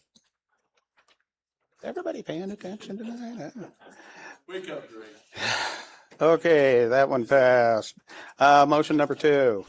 Motion to approve a Class E retail alcohol license for Now and Forever Iowa LLC at 1701 Iowa Avenue East. Move to approve. Second. I have a motion and a second. Any questions or comments? Anything from the crowd? Roll call, please. Fonseca, Yes. Mitchell, Yes. Nichols, Yes. Schneider, Yes. Thompson, Yes. Yepes Gomez, Yes. Cahill, Yes. How about that? All in order. Okay. Moving on to number 3. Motion to approve a new retail tobacco permit for Now and Forever LLC at 1701 Iowa Avenue East. Move to approve. Second. I have a motion and a second. Any questions or comments up here? Anything from the crowd? Roll call, please. Thompson, Yes. Yepes Gomez, Yes. Cahill, Yes. Fonseca, Yes. Mitchell, Yes. Nichols, Yes. Schneider, Yes. Okay. Moving on to resolutions. We have a resolution setting the date for a public hearing on urban renewal plan amendment for the Marshalltown Urban Renewal Area Number 4. Move to approve. Second. Okay. So normally we would have this on consent, but I put it on discussion just because it relates to the former hospital. This item begins that required public process for a proposed amendment to our urban renewal plan for area number 4. It's a project only amendment, and it adds the former Unity Point Hospital redevelopment project at 405 East Main Street to the list of authorized projects within the existing urban renewal area. The reason we're bringing this forward now is because we're beginning to incur expenses related to the former hospital campus, including some planning, engineering, some environmental assessments, and some other work that we're doing. And adding it to the urban renewal plan allows us to establish a framework for those eligible project costs to be financed through internal loans or advances and eventually be paid back by tax increment. So Cole can speak in a little bit more detail about that. Thank you, Cole O'Donnell, Finance Director. There are some options as to how to finance what's necessary. As Administrator Webb mentioned, we could do an internal loan. At that point, repayment would be set up on a schedule that we would set. It could be interest-free. It could be at a nominal interest to pay back the other fund. It could be also on a drawdown, so we don't transfer the whole amount out at one time. You could also designate the loan to be paid back with future taxes generated through TIF. I know, speaking with Councilmember Thompson this morning, we talk about how once we take down the building, that we then have to wait for a developer to come in and then put value back into the property. We could wait until that time if we do an internal loan. If we issue bonds, we would issue them as general obligation alternative revenues, so that it's backed by the full faith and credit of the city. But we would use alternative revenues, i.e. TIF, to pay those back. We can also set to where it could be part of it is TIF, part of it is property tax.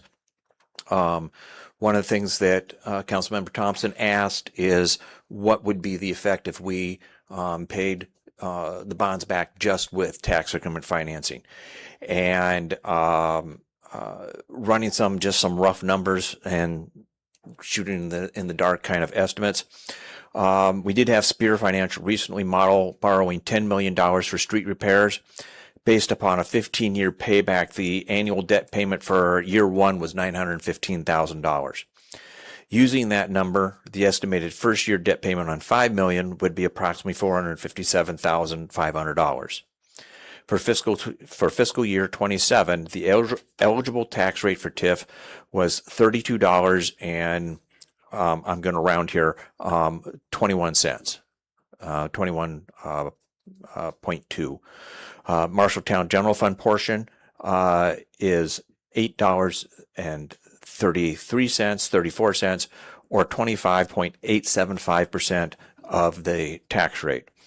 Of the $457,500 payment, the general fund share that would be extracted for TIF is $118,379. A second option would be Fund 121 local option sales tax has a year-end balance of approximately $5.3 million.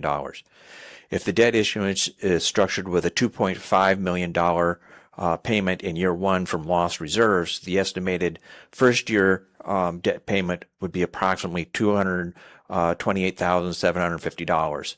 The general fund share from this payment would be $59,189. So that would be those property taxes extracted from the general fund to pay for the bond through TIF.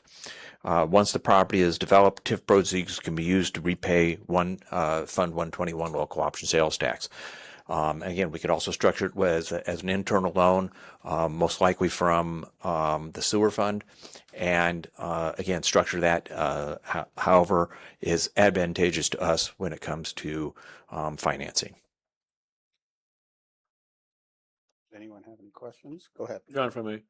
So, you know, the general fund, we're operating at about, what do we average now? $750,000 in the red every year. Once it washes out, you know, we started $1 million, but it washes out about 750. So adding the first plan, adding $118,000 to that 750, I don't see how that's feasible. So what is the least to do this? What's the least negative way to do this, I guess? Do we just go out and bond this? Do we do the borrow against the sewers and hope for the best? I mean, what's your expert opinion on what's the least, I guess the one thing I'm looking at is least impact on the general fund? The least impact on the general fund would probably be the internal loan. Reason being is then we can then structure the payback differently than if we went with issuing bonds. Because once you issue bonds, you're on a payment schedule, period, right? You can front load it, back load it in order to make it more palatable in the short term, but in the long run, you're still going to be paying those bonds. With the internal loan, again, we can structure it to where we have a nominal interest rate, say 1%. And other places where I've been, if we've done an internal loan, we put a nominal 1% on the interest, and then set the payback schedule. However, again, is advantageous to us. Maybe it's we pay the interest every year until the property is developed, type of thing. So there are some different options. I can run some scenarios with Spear Financial and see, what would be each option's pluses and minuses and something like that. What I would say though is that the ordinance is before you. I would still move, or the resolution is before you. I would still say move forward with it because that maintains that option for TIF. So Cole, if I may. Go ahead. What do you, in your limited time here, what's the source fund to borrow from right now, from what you've seen since you've got here and looked at our finances? Well, the source fund would be the sewer fund. There is a caveat that you have to prove that you have at least 1 year's full budget in reserves after the loan, which we do. We've already calculated that. So thanks, Cole. Thanks, Your Honor. Yes. One other option that people need to be aware of is Carol and I had a Zoom meeting with Debbie Durham, who is the state economic development director. And after talking to her for a while, it does sound that there will be grant funds available. What that looks like yet, we don't know because we have to get our ducks in a row first, kind of. But she did make indications that we would be able to get some grant funding to help with knocking the hospital down. So, Would we have that answer before the public hearing? We don't need it. I mean, I think No, we don't we need can, it says up to 5 million, but and even in the resolution, it lists that we are looking for other we're pursuing other funding mechanisms. Yeah, the recommendation would be use it like a line of credit. Take what we need and leave the rest on the board. So, any other questions up here? Anything from the public? Okay. Roll call, please. Nichols? Yes. Schneider? Yes. Thompson? Yes. Yepes Gomez? Yes. Cahill? Yes. Fonseca? Yes. Mitchell? Yes. Okay, moving on to ordinance. We have ordinance 15122 to amend the Code of Ordinances, City of Marshalltown, Iowa by amending Chapter 90, Animal Keeping by amending Sections 90.001, 90.003, 90.004, and 90.005 as they pertain to the keeping of domestic livestock and the keeping of poultry and domestic fowl. Third reading. Move for approval, Your Honor. Second. Okay, this is the third reading. We've already done the public hearing. I'm not really sure if there's a whole lot to go over at this. Do you want to give us just the real basics, Clayton? Clayton, under Assistant Director, Housing and Community Development, there have been no changes or public comments received since your second reading. Quick synopsis, this creates an allowance for the chicken keeping or domestic fowl on 5 acres or larger properties, and it raises domestic livestock from the current 2 acres to 5 acres and preserves a grandfather clause for domestic livestock. Happy to go to further detail if needed. Could you refresh my memory? Did we allow roosters? One per breed? Yeah, one per breed. You can't have just. Yeah, so it's a bunch maximum of roosters. one rooster per breed or species. Okay, thank you. Does anyone have any questions or comments up here? Anything from the public? Roll call, please. Schneider? No. Thompson? Yes. Yepes Gomez? Yes. Cahill? Yes. Fonseca? Yes. Mitchell? Yes. Nichols? Yes. Okay, moving on to ordinance number 2. Ordinance 15124, amending the Code of Ordinances of the City of Marshalltown, Iowa by repealing Section 73.050 weapons. First reading. Move to approve. Second. Okay, I have a motion and a second. Chief Jones. Good evening, Chris Jones, the Chief of Police. There's a series of local ordinances. We're making adjustments that are make them a little bit more consistent with state code, state law. So the next 3 ordinances are available. The first one allows for what we would restricted concealed weapons or weapons on snowmobiles. In 2025, the state had repealed that law to be more consistent with the concealed carry laws within the state of Iowa. Okay. Does anyone have any questions about this? Anything from the public? Roll call, please. Fonseca? Yes. Mitchell? Yes. Nichols? Yes. Schneider? Yes. Thompson? Yes. Yepes Gomez? Yes. Cahill? No. Okay. Next ordinance number 3, please. Ordinance 15125, amending the Code of Ordinances of the City of Marshalltown, Iowa, 70.0009, vehicle condition, equipment, and load by adjusting the percentage of window tint allowed. First reading. Do I hear a motion? Move to approve. Second. Okay, I have a motion and a second. Chief. As part of this law, effective July 1st, the state of Iowa changed the transparency of window tint in the front 2 windows in vehicles from 70% transparency to 50% transparency. We want to make sure that the city ordinance is consistent with the state code. Okay. Anyone have any questions? Your Honor. Yes. Chris, there's no grandfather clause on that, right? I mean, if they prove that their windows were factory tinted or anything, they've got to go down to the 50%, right? Yeah, there's no grandfather clause, and I've actually been a victim of that from purchasing a vehicle that had tint on it that needed to be removed. Yeah. Okay. Will a warning be given first time to people or no? Well, the current law is more or is less restrictive than the previous one. So we usually give warnings, allow people an opportunity to take the tint off or have it removed. It could be anywhere between $25 and $50 to have that removed, and then after that, they're typically cited. Now, that's locally. The State Patrol has a different opinion about window tint. Thank you. Does anyone have any questions or comments? Anything from the crowd? From the public? Roll call, please. Cahill, Yes. Fonseca, Yes. Mitchell, Yes. Nichols, Yes. Schneider, Yes. Thompson, Yes. Yepes Gomez. Yes. Okay, moving on to ordinance number 4.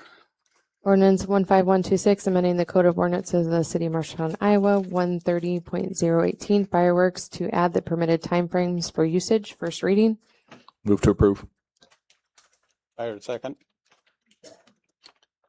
Second. Thank you. Thank you again. Last year, the state of Iowa had prohibited communities from restricting fireworks use on July 3rd and 4th and the 31st of December. We were in a rush. The law was passed around May for July 1st, so we passed the ordinance opening that people could utilize fireworks. It's become a little bit difficult to separate the state law from the city ordinance because we had opened it up on all of those days, but the state law restricts fireworks being used at certain times during those days, and we just want to make sure that it's consistent. Our ordinance is consistent with the state law, so officers have the more of an authority to write the city ordinance during the entire time that those fireworks would be restricted. Okay. Anyone have any questions? Anything from the public? Roll call, please. Mitchell, Yes. Nichols, Yes. Schneider, Yes. Thompson, Yes. Yepes Gomez, Yes. Cahill, Yes. Fonseca. Yes. Okay. Moving on to number 5. A public hearing and ordinance 15123 on the amendment to Chapter 156 of the Code of Ordinances of City of Marshalltown, Iowa, establishing a temporary data center moratorium. First reading. Okay, I declare the public hearing open at 6:52 p.m. Clayton? Good evening again. Clayton Ender, Assistant Director, Housing Community Development. In front of you tonight is an ordinance, a temporary ordinance establishing a moratorium on the acceptance, processing, and issuance of permits, applications, and development approvals relating to data centers. We have previously discussed this at City Council meetings. If we look back at your July 13th meeting with a vote of 5 for, 2 against. There was a motion establishing a temporary moratorium ordinance. Following that meeting, the city attorney advised that the means to legally enforce such a moratorium and override an existing ordinance on the books is to adopt another ordinance. So procedurally, that's why it's back in front of you, is to make sure that this is legally enforceable as a moratorium. This moratorium, it would apply to new data centers and substantial expansions to any existing facilities that may be in place. It would not prevent the normal maintenance, repair, operation of a legally existing facility already in place, provided that they're not substantially expanding their facility.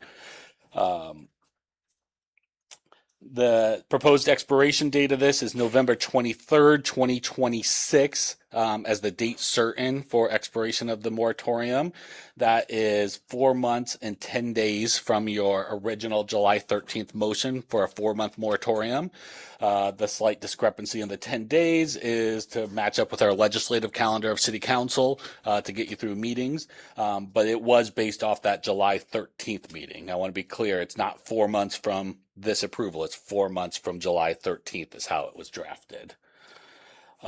So that would actually mean that we have, as of today, 3 months and 13 days left. I did include in there a provision that The city council can extend this moratorium one time by resolution for up to 60 days if it's determined that additional time is needed to complete review or adoption of regulations. Any extension beyond that one time would be subject to additional legislative review of additional ordinance action, public hearings and such. I want to address what this ordinance does cover in a little more detail. I did provide some definitions within the ordinance of what a data center is and what it explicitly excludes. I'm not going to read those definitions, but they are available for you in the ordinance. Also, we have a definition of what a development approval means. I do want to make sure we're extremely clear on this, so I am going to read it. Development approval shall include, but is not limited to, any permit, application, zoning amendment, rezoning request, site plan, development plan, subdivision approval, special use permit, variance, building permit, grading permit, utility extension approval, certificate of occupancy, or other city authorization related to the establishment, construction, expansion, or operation of a data center. I want to be clear that does not mean that, city staff or city officials cannot speak to developers. We just cannot accept an application. We can give them guidance as to where we are in the process, what are they interested in. We can invite them to be part of the process, but we cannot accept their applications. We cannot grant them approval should this moratorium be adopted. This would also not prevent kind of ancillary approvals that are not directly related to data center development. I want to be clear, there is currently no proposals have been filed with the city. Yes, we have had prospects reach out to us, but until they file an application, it's a prospect. No deadlines or dates have been provided to me. But we could still theoretically move forward with things such as annexation if that were needed, or other approvals, because that does not constitute approving a data center. That's they're related, but they are different. So hopefully I'm clear there, but I just want to make sure we were all on the same page, and I said that out loud. This has been before the Planning and Zoning Commission. They have recommended approval of this temporary ordinance, and furthermore, they have recommended that you waive second and third readings, recognizing that this is temporary in nature, and it is set to expire here, as I mentioned, in about 3 months. So this would just let us get to work. Planning Commission has already held their first work session on this agenda item last Thursday. They are meeting again this coming Thursday during their regular meeting for another work session. So they're a dedicated group, and they'll get it done. I was at the first meeting, and that was a very well-run meeting, and everyone was very respectful in opinion. So I was really appreciative of that. Do we have anyone who would like to speak to this in the crowd? I would like to remind people that this relates to the moratorium only. So keep your comments to the moratorium, yes or no. Don't get off in the weeds into other things. No chickens. And I can trust you, I'm sure. Absolutely. And try to stick to your 3 minutes, please, because I don't like using the gavel.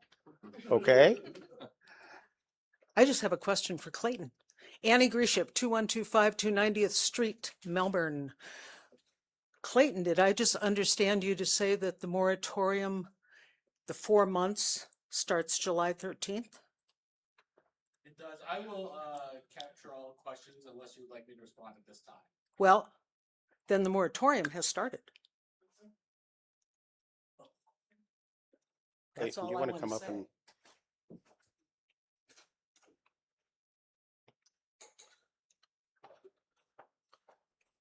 The 4-month clock started on July 13th based on that motion. Legally speaking, it is not enforceable until it is adopted as an ordinance per the city attorney.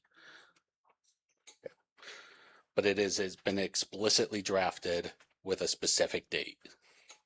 Okay, thank you.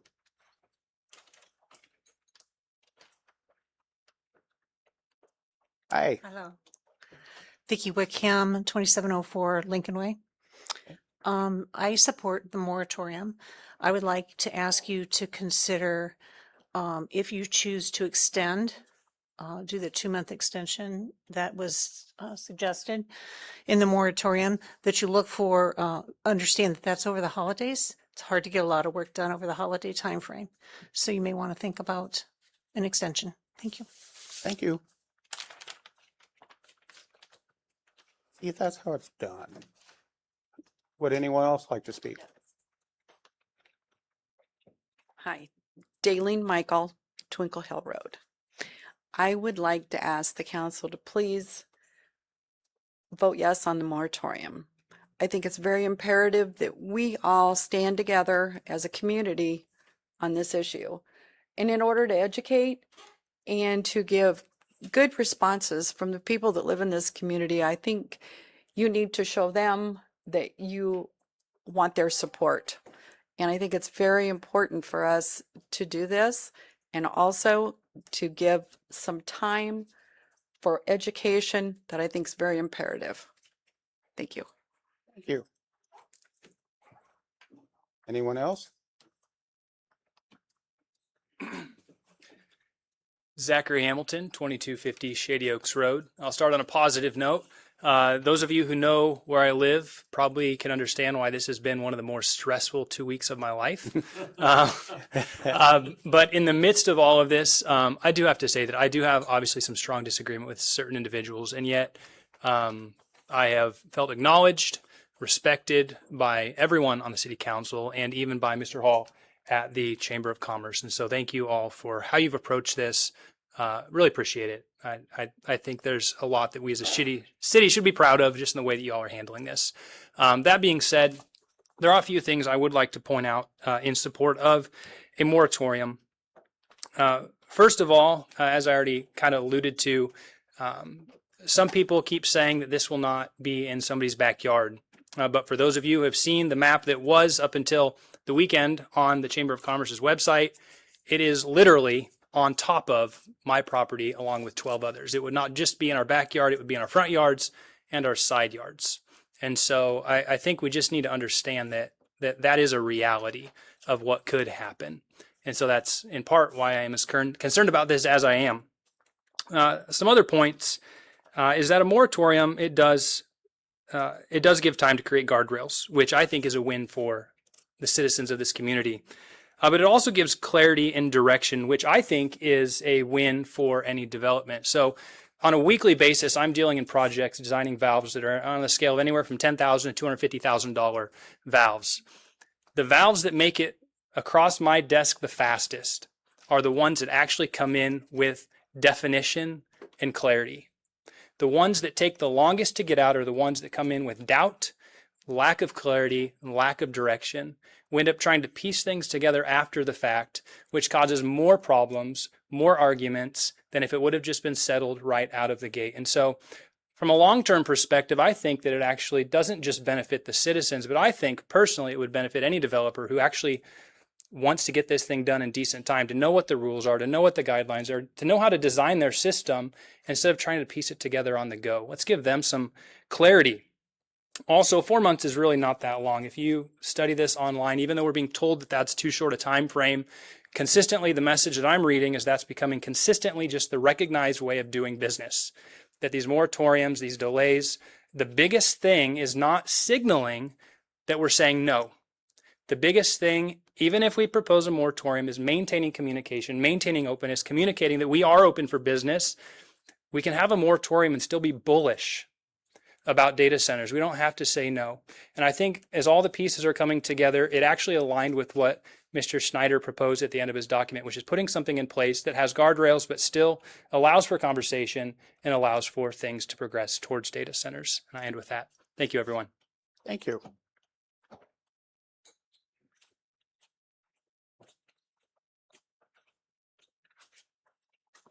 Good evening, Lane Peary, 20 East State Street. I want to start by just saying, Alicia, I did send you an email it might be a little late for that, but it has the signatures of the Marshalltown participants on the petition for a data center moratorium. So you guys should have that for your review. Earlier this week, the Planning and Zoning Commission unanimously recommended approval of the temporary moratorium and recommended waiving the second and third readings. Staff also recommended waiving those readings so the city can move quickly into the review process. After listening to the planning and zoning discussion, and as I said earlier, what made an impression was the amount of work that still remains to be done. During that meeting, commissioners and staff discussed unresolved questions involving electrical infrastructure, water supply, wastewater, etc. The Planning and Zoning Commission spent nearly 2 hours identifying questions that still need answers. To me, that demonstrates exactly why a temporary pause is appropriate. I have heard concerns that a moratorium would interfere with economic development. However, planning staff explained that discussions with prospective developers, utilities, economic development organizations, and industry representatives can continue during the review process. What is paused are development approvals, not conversations. I have also heard concerns that waiting could cause Marshalltown to lose opportunities, but staff stated that during that meeting that there are currently no pending data center applications before the city. This review is occurring before an application has been submitted, which is exactly when thoughtful planning should occur. I am also concerned about proposals or amendments that would allow applications to continue moving through the approval process while regulations are still being developed. Respectfully, I believe that would undermine the purpose of the review. The city has already begun a structured review process. Additional work sessions are scheduled. Utility providers are being consulted. Public roundtables are planned. Draft regulations have not yet been written.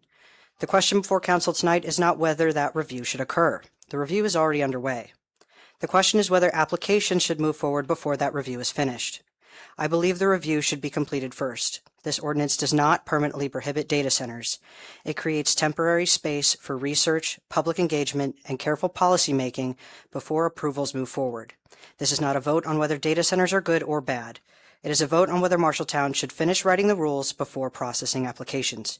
I believe the responsible choice is to finish that work first. Thank you. Thank you, Wayne. Anyone else?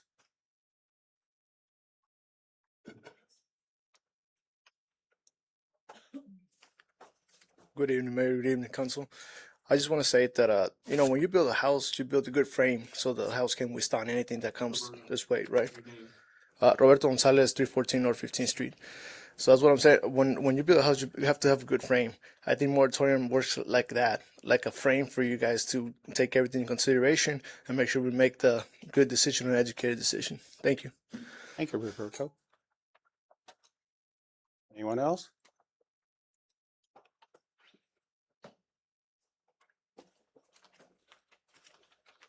Good evening, Mayor and Council. John Hall, Marshalltown Area Chamber of Commerce, 34 West Main Street. Just wanted to speak to a couple of items that were brought up this evening.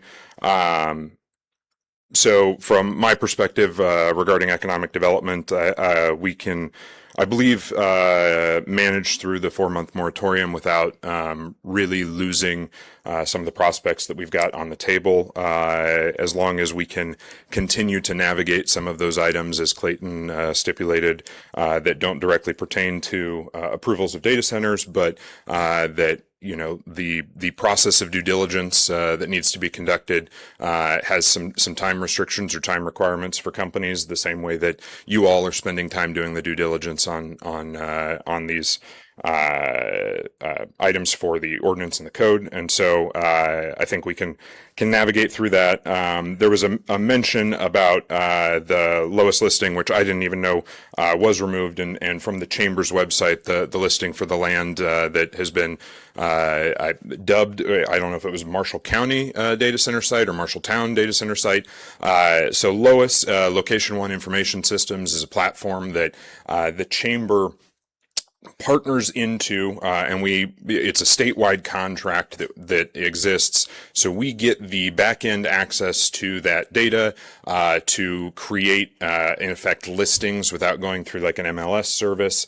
But there as recently as, I think it was about 2 years ago, there was a program called Resimplify that was adopted and incorporated into this program that does a scrape and uploads everything to that page.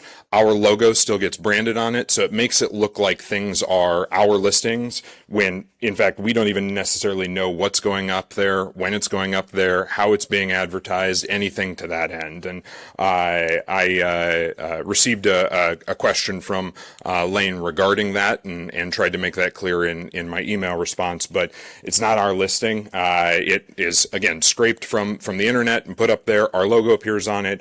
The easiest way to discern if I've had direct involvement with it is I always attach, there's availability for 2 contacts, one being the broker, one being the local economic developer. If my name is on there under the local economic developer, then I put the listing up there. Otherwise, I had nothing to do with it, and it was just a scrape from this program called Resimplify. I've had words with them about lots of things when we've got 12 of the same listing going. Anyway, running out of time. And then the only other thing I wanted to point out is, there's been a lot of conversation about how this feels really rushed and feels really hurried up. I went back through the quarterly reports that we file with the city, and every quarterly report since April of 2024 has included explicit language about data center prospects that we've been working with, of different sizes, of different scales. So this should have been no surprise to anybody. Again, we presumably had policies in place to navigate through those things. And so again, hopeful that we can navigate through in the next 4 months and keep some prospects alive. Thank you. Thank you, John. Anyone else?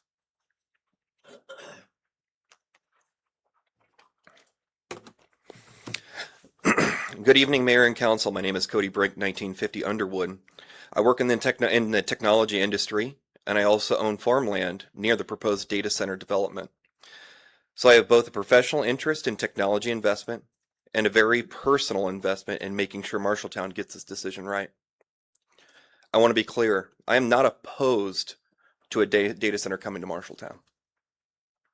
But based on the information currently available to the public, I support the temporary moratorium. Moratorium isn't saying no. It's saying we don't have enough yet to responsibly say yes. We've heard this project described as the potential golden goose for Marshalltown. I sincerely hope that it's true. But if it is, taking the time to verify the economics, permanent jobs, tax incentives, electrical demand, water usage, infrastructure cost, and the impacts on the surrounding property isn't going to make the opportunity disappear. What concerns me is the process to move quickly while the public is still trying to understand exactly what we're being asked to accept. The decision could affect Marshalltown and the surrounding landowners for decades. Once the zoning, infrastructure, incentives, and development committees are made, some of the decisions may be very difficult or impossible to ever undo. This is a major difference between being anti-development and being pro-due diligence.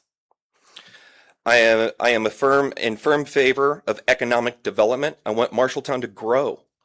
And as someone working in the technology field, I understand why communities want to participate in this tremendous investment and happening and surrounding data infrastructure and AI.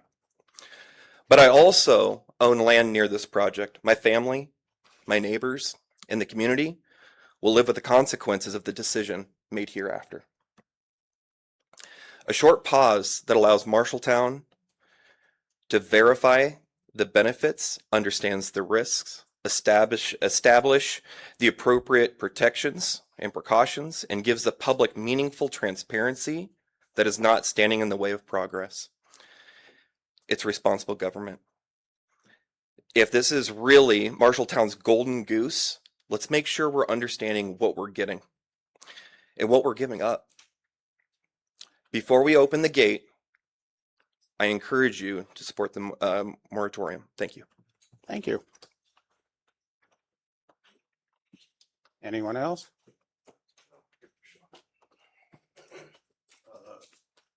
I'll get to the mic this time. Rick Lang, Marshalltown. Hopefully you vote for the moratorium so we can get some more information. I've been trying to do my best at researching it. I actually visited the place down in Altoona today, and it's a very small data center that comes in at like 200 acres. And you got to almost see it in person to appreciate how big that is. Comparatively speaking, the mess that we're stuck with there at 3rd Ave in Maine is 5 acres. Fisher's out on Governor Road is 70 acres. So we're talking about something that's epically large that we've never seen before. And there's questions. And technology is getting better every day. I think the early plants were sucking up millions of gallons of water a day, which is insane. And now they have the closed loop. So the water, it doesn't seem like it's going to be a big deal, but you have the what ifs. What if there's a spill? I don't know what they use to cool those pipes. It's, you know, in the cars we use antifreeze, so I'm assuming it's something industrial like that. But there's a lot of questions, especially the noise.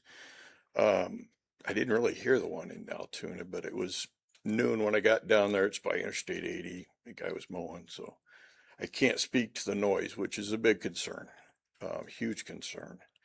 And I think once that the business is already there with that huge epic footprint and billion-dollar industry, that you're not going to be able to control it then. You're not going to be able to control how much noise they make or anything else. So hopefully you vote for the pause on this. Thank you. Thank you.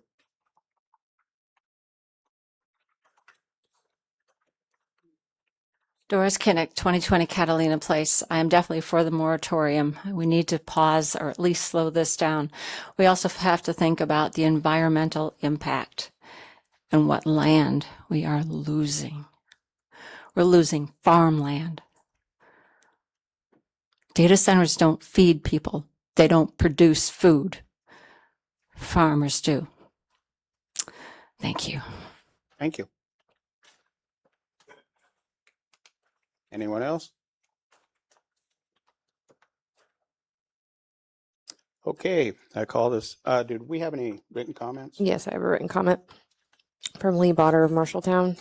She said, Mayor and Council, I'm submitting this letter of brief support for the recommendation from Planning and Zoning regarding the moratorium on data centers. Due to the complexity of the potential impacts on the issue, it is critical that we take this pause to research and engage our citizens in discussion before we establish the codes that will have legacy impacts for our children and future generations.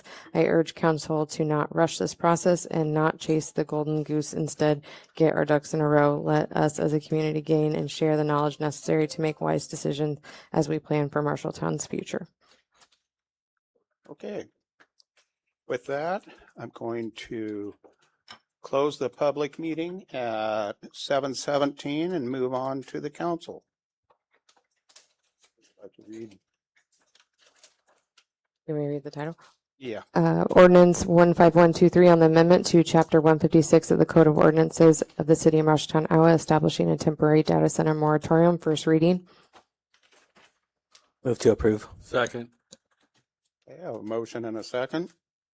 Do we have questions or comments? Question. Go So, ahead. John Hall, this is for you. So, basically, from my point of view, I want whoever to know that at least this councilman is still interested in moving forward. So, my question for you is, what will the 4-month moratorium do to anything you've got in the whatever that is? Yeah, so we've got, I mean, and again, an active prospect in our system may be something that we've submitted information on, but whether they've hit the ball back or not, I mean, we've got probably somewhere between a dozen and 20 active projects open in our system. Now, within that, we do have a handful of specifically data center prospects looking at different land options, again, different sizes and scales and all of the above.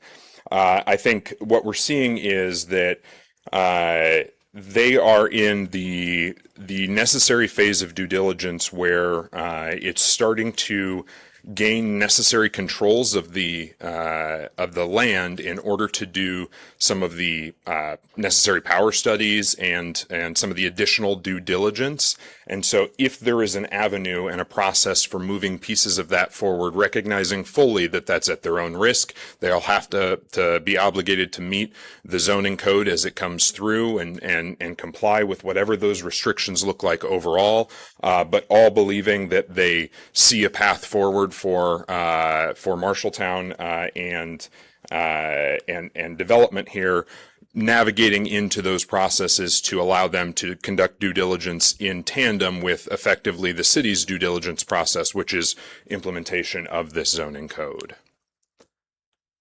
John, so they could purchase the land, but if they don't, at the end of the planning and zoning, if they can't or won't comply with that, they're going to have to turn around and sell the land because they can't do it. Yeah, I think in most cases they're looking at purchase agreements, so items that give them control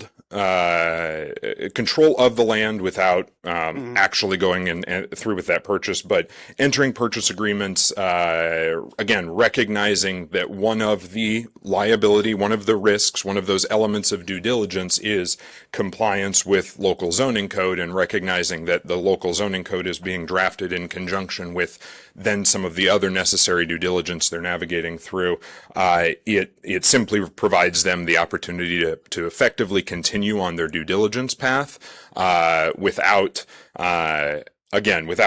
any kind of approvals coming from any element of city or government bodies related to actual data center development, simply processes of due diligence. So you can imagine soil borings, again, the electric studies that are necessary through Alliant.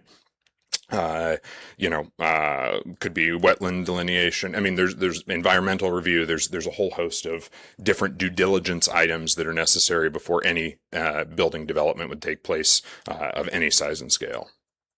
It typically takes a lot of time.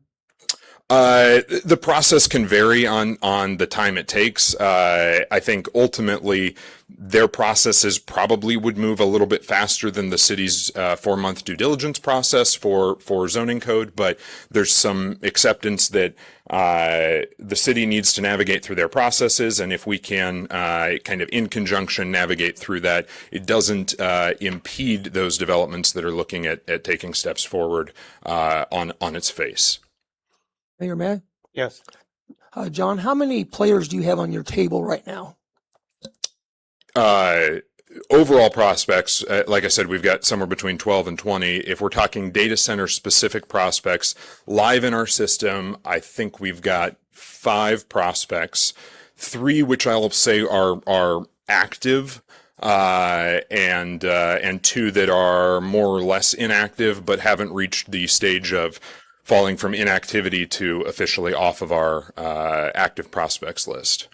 So what are the other players on the table that aren't data center related?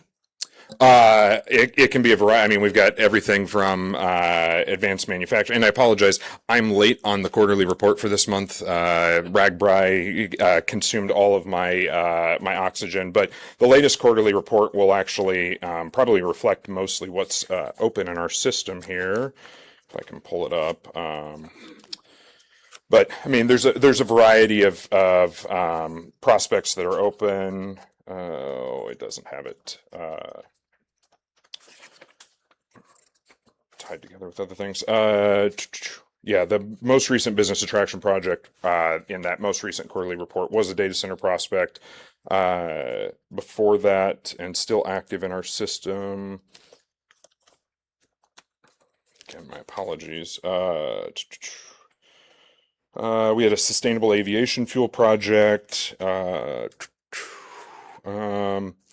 light manufacturing project. See, we don't always have all the details of what's being looked at. An electronic and networking equipment manufacturing facility, and then just broadly a manufacturer looking for 50 to 100 acres. So the way that we get information can be very sporadic and very, very limited. We haven't heard back from those prospects. So again, they're getting close to that point of timing out, but there's a variety of projects that are in what I would say are that kind of general industrial type development, but without discernible and specific parameters that we can really analyze to evaluate if they're going to be a fit for our market. So, for instance, the sustainable aviation fuel one of the big questions I would have would be related to wastewater, specifically what the strength of the effluent is coming out of that, and potential hazardous materials. Again, those are without more specifics, without diving in deeper with the prospect and having some initial conversations. We don't have all the specifics on that. Thank you. Your Honor, if I may, for Yes. John. Yeah, Go ahead. John. So we love your quarterly reports, but now you understand why we don't give a lot of weight to them, because this stuff comes and goes. This list. I mean, like, you're struggling to say, what's out there until they take that next step. No, absolutely. I don't disagree. But I think for No offense. I mean, no, but I genuinely think that for the public's sake on this, to understand that we swing the bat a lot, but our hit rate is not good. Like, that is just a product of economic development, is that we get to bat a lot and we swing a lot, but very rarely are we actually hitting the ball. And so when we are, that's when things become a lot more active. That's when we start to wrap in things like individual city staff members to help us evaluate, because I'm not an expert in those spaces. And so we bring those folks to the table to be able to weigh in, offer perspective, and then with any of these projects, there's always a process in which they come forward and become a public project. And that's usually when they've gotten to the point of selection of a site.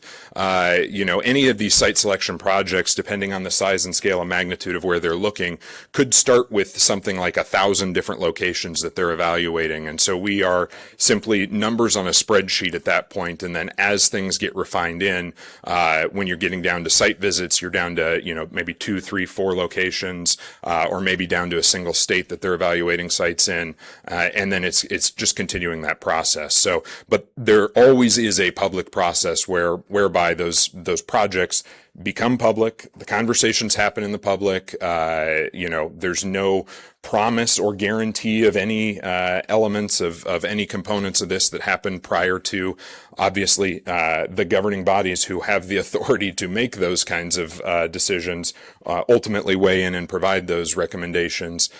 We're simply here trying to evaluate the project, the prospect, and figure out what it takes for them to ultimately say yes to investment in our market. Sorry, that was a lot more long-winded than I think you anticipated with me coming back up. Okay, anybody else have any questions for John? Okay. Any other questions and comments about moratorium? We have a motion and a second, correct? Correct. Roll call, please. Fonseca, Yes. Mitchell, Yes. Nichols, Yes, with Schneider. regret. Schneider, No. Thompson, Yes. Yepes Gomez, Yes. Cahill. Yes. Okay, moving on to 5A. We have a motion to waive the second and third reading of ordinance 15123 to amendment of chapter 156 Code of Ordinances, the city of Marshalltown, Iowa, establishing a temporary data center moratorium. So move. Second. I have a motion and a second. Any questions or comments out there? Your Honor, if I may. Yes. I just want to say I'll be voting no on this to waive them, because I truly believe in the citizens. They shouldn't be shortchanged. Something may happen in the next 4 weeks, the next 2 meetings, the next 2 readings. I want the public to have the chance to come to the podium again. So for that reason, I'm voting no to waive the second and third reading. I think it's that important of an issue that you have a chance to be heard again. So thank you, Your Honor. Your Honor? Yes. So for those that had an opportunity to attend the zoning committee there's public hearings and everything as a part of all this. So this is an attempt to keep something secret. In my view, we're going to move forward with this so we can get things moving, so we can have the public hearings for the zoning and planning, so everything can be in place and so everything can be blessed. At this point in time, until this is all passed, I don't know that they have authorization to do all that. And I'd say we need to get that going, because if we vote against it, we're just shortening the length of time the zoning and planning commission has to work on things. That's a good question for Carol. They have the authorization. They're already doing it. They can do it without council direction. And Carol clarified to me today that this 4-month period doesn't start after the final reading. It's end dated November 23rd, like it was originally. So there's no harm or no foul in letting the people speak, 2 more times if something comes up and they want to talk about it. The other side of the coin to that is, if we take 2 more readings, then someone could drop a data center in right now because we haven't passed the moratorium. But I have faith in our board. So what the mayor's referring to is, without an ordinance, it's a special use permit, and it would go directly to the Board of Adjustment. It's a 5-member volunteer citizen board that's appointed, and I have faith that they will deny anything that comes to them, knowing we're working on an ordinance. So again, I'm putting faith into the Board of Adjustment volunteers. Actually, the Board of Adjustment just checks the list to make sure that the ordinance that applies has been adhered to. They can't make a determination of not to do something because you can't stop somebody from doing something that's legal. They literally can deny a special use. That's what it is. They just denied one a special use fence on Anson Street. They can deny that's exactly what they do. They deny special uses. Or approve. Yeah. I just don't think we ought to leave a window. I call the question. All right. Roll call, please. Schneider, No. Thompson, No. Yepes Gomez, Yes. Cahill, Yes. Fonseca, Yes. Mitchell, No. Nichols, Yes. Okay, motion passed 4-3. No, it fails. It's a 3/4 of all council members must vote to waive the readings. So it would have to be at least 6. So yeah. Motion to waive second and third failed. What? We didn't have public input on that item. As the A. doesn't require public comment. There's no public input on that. No, I'm not required to do public comment on these. On A. Thank you. Okay, with nothing else, one thing I want to mention, Oh, that's okay. Okay, discussion item. Could you clarify what just happened? What just happened is that this is open. Oh, just to clarify, the waive the second and third reading requires 70% of the votes. And because the 70% vote wasn't obtained because it was 4-3, the motion failed. So there's no moratorium? No. There's more no public hearings on the moratorium today, but there's 2 more readings of that ordinance before it takes effect. So there's time for the Board of Adjustment to approve projects. We're giving you 2 more chances, and as you heard, the votes for the moratorium were moving it forward. It's just waiving the second and third reading. We didn't waive the second and third reading. Which means that it's another 4 weeks before this is passed. Correct. So Everyone here wanted it to pass today, just saying. Should have talked to your councilman. yeah. talk to them after the meeting. Okay, moving on to discussion items. So, go ahead. Need Alicia. council direction on the permanent pocket park at 101 West Main Street. Yes, so Amber is here to talk about this. This was an agreement that the council entered into. I forget when we adopted that agreement, but to put a temporary, it was in November 2025. Council adopted a resolution on an agreement for a temporary art installation on the vacant city-owned property located at 101 West Main Street. That project has turned into a little bit more than that, essentially. And so we want to give Amber an opportunity to talk a little bit about what our vision is for this lot. Yes, Amber Danielson, Arts and Culture Alliance, 126 West Main Street. I want to first clarify that I'm not up here alone, that I have others that can help answer questions. So like everything we do, this is collaboration with many. First, I wanted to share that this space, what used to be called as Park 101, is not a new idea. This actually dates all the way back to when Marshtown was designated as an Iowa Great Place, when that program has now sunsetted from the state.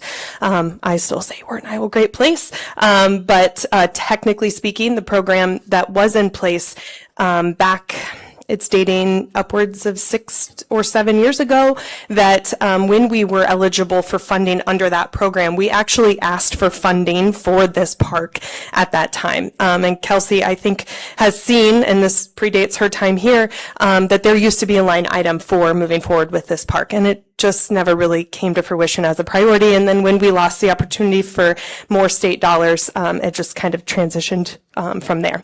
What Carol's referencing is what we came forward in November was in partnership. I mentioned a little bit earlier about that creative placemaking committee, which is made up of several of you, city staff, school district, business owners, just a wide variety of community members.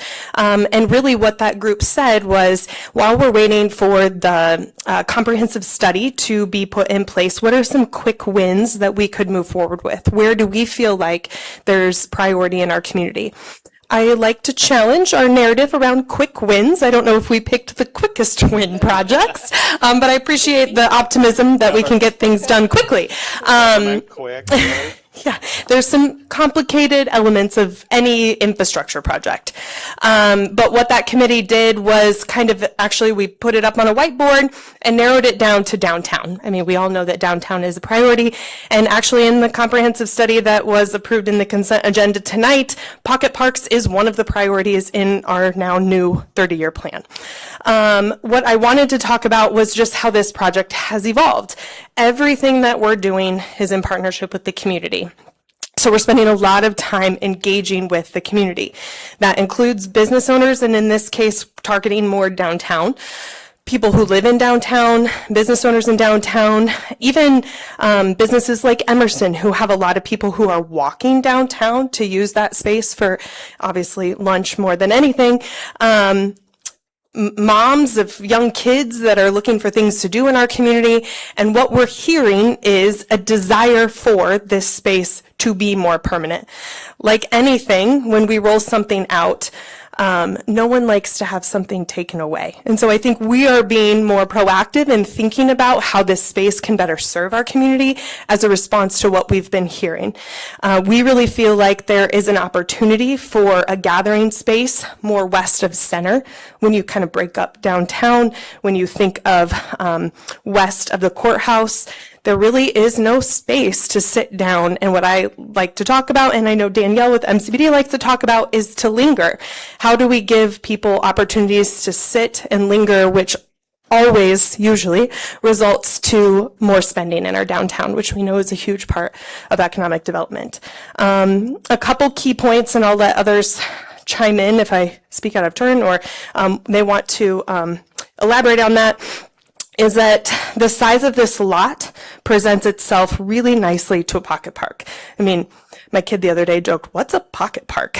I mean, it really is small. It can fit in your pocket, but really, it is a lot that is probably the least developable of all of the lots that are available in our downtown. And we see this as an opportunity to draw development across the street of this lot where there's a much more developable lot. And we know that spaces like this draw development. Another thing to point out is a reduction in maintenance. Currently, the city is paying for this lot to be mowed.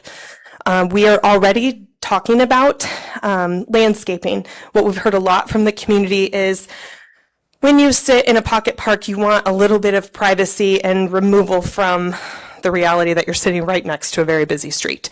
And then the safety of, obviously, we have a lot of young families with our offices in downtown. We see kids and all kinds of activity out front, that barrier to the street. And so landscaping is an opportunity for us to make this space more beautiful, to increase more seating, which we hear is a huge need. If you've ever been to Grounded on a Saturday morning, there's very limited seating in there. So how can we expand the businesses that exist in downtown and give more spaces for that? So investing in landscaping can be much more extensive and can be done in a way that reduces reduces maintenance when we're talking about perennials and we're talking about trees, which no one wants to plant a tree if it can't stay. As a tornado resident, it's devastating to see a tree go down. So talking about elements like that makes it a lot easier when we know that this is going to be a permanent space. Let me make sure. Oh, and then the last thing to point out is public-private partnership. As part of our contract with the city, we are actively seeking grant opportunities to leverage public dollars for more investment in these projects. This project in particular, we've already received a $15,000 grant for creative placemaking from AARP. Very excited about this project and can still be done in a temporary way. However, realizing the feedback we're getting from the community, we also have other funding opportunities that could quickly turn this project into a $70,000 project, which responds to more of the things that we're hearing from the public. Places to sit, lighting, landscaping, and things that if we're going to invest in and do it well, we can leverage those dollars to make sure that this is an asset that's going to stay for the foreseeable future. I think I hit all the key points. I don't know if Kelsey or Danielle has anything else they want to add. Or Carol, if I forgot anything. Just that we would bring back a revised agreement to reflect the more permanent nature of the development or of the pocket park. And there are some things around, particularly some of the electrical needs that we need to work out the details of who's responsible for what. So we would bring that back to an amended agreement. So I just want to mention that. Yeah, and I mean, we're actively doing that. So of the two quick wins that we identified as a committee, the other one was the alleyway that I talked about in earlier in my report. We would propose something very similar. So with the generational nature of these places, we're tying into the electrical that's happening on Main Street redevelopment. So assuming we move forward with the redevelopment on West Main Street, there's opportunity for us to tie into the electrical there and make this, part of a larger initiative. Because our downtown master plan and our comprehensive plan calls out spaces like this alleyway, pocket parks, but our redevelopment of Main Street does not include those areas. So this is us really prioritizing doing that work in parallel. Does anyone have a problem with coming back with a revised agreement? Amber, I just have a question on how you're proposing this. So there's a temporary pocket park that I get, and then the seating and everything could be about, but so is Arts and Culture Alliance going to be maintaining this? Is this, we're adding another park to Marshalltown? Exactly what is happening here? So the comment of Carol's about a different agreement, this would be a similar agreement that we have with the alleyway, and very similar to all of our partnerships with any public entity, same as the school district or the city, similar to the Apgar Family Water Plaza. So we were integral in the development of that space, but it is owned and operated by the city and maintained by Parks and Rec. So yes, this would become a permanent park under the privy of Parks and Rec. But we right now maintain it, Park and Rec. Right now you already maintain do, it, yeah. correct. So it wouldn't be an extra load on them. Correct. So currently the agreement that is in place is really just a temporary utilization. The city is giving the Arts and Culture Alliance access to activate this space. And that's a similar agreement that we have with the alleyway. The difference is that this one is stated in a temporary way, where that one is, we know going into it that we're doing it in a permanent way. So we already have those agreements in place, so it would almost just be a switch. Yeah, and Parks, Kelsey, if you want to come up, Parks is involved in the discussion of the design of this space. Is that correct? Yes, that's Okay. correct. Kelsey So- Stafford, Park and Recreation Director. Kristen, our park supervisor, and she has a landscape horticulture degree, has been involved in the planning of the landscaping just on a preliminary level at this point until we get further direction from you, council. And she's very, if I can speak on her behalf, very excited about the development of this area and it actually being less maintenance with her plans for the perennials and bushes and trees and things like that. Any further questions for me at this time? Your Honor? Yes. Kelsey, will we have visuals like, or any, I mean, you guys would know, showing what this would actually look like in the end, maybe? An idea? Certainly, and Amber, sorry if I speak out of turn, but we would love to come to you and show you the design and kind of the schematic of what we're talking about before you move forward. Yeah, I think with any project we're doing, we always like to make sure that we have as much support as possible before we show anything because like most people, they're very visual. And so when we show them something, they're going to expect that that's exactly what they get. And in projects like this, things are constantly changing because of who knows what, concrete issues, infrastructure issues, safety, accessibility, all of those things. So, the design of the space, honestly, is going to change more in the types of materials and the added elements in the space, depending on if we go temporary or permanent. Things like a path being concrete versus like pebble will change because we know we're making an investment for a longer period of time. But right now, regardless, we're looking at kind of a central piece that would provide shade and color, which is what the master plan talks a lot about, is infusing more color specifically in our downtown. It's talking a lot about seating. It's talking a lot about landscaping and lighting. So, some of those things, if we go the permanent way, which is what we're hearing the community prefers, we have an opportunity to capitalize on the city's investment and I think leverage those dollars to get more dollars to make sure that we're investing the best in this space and it has more of a future. Anyone else? Your Honor, Yes.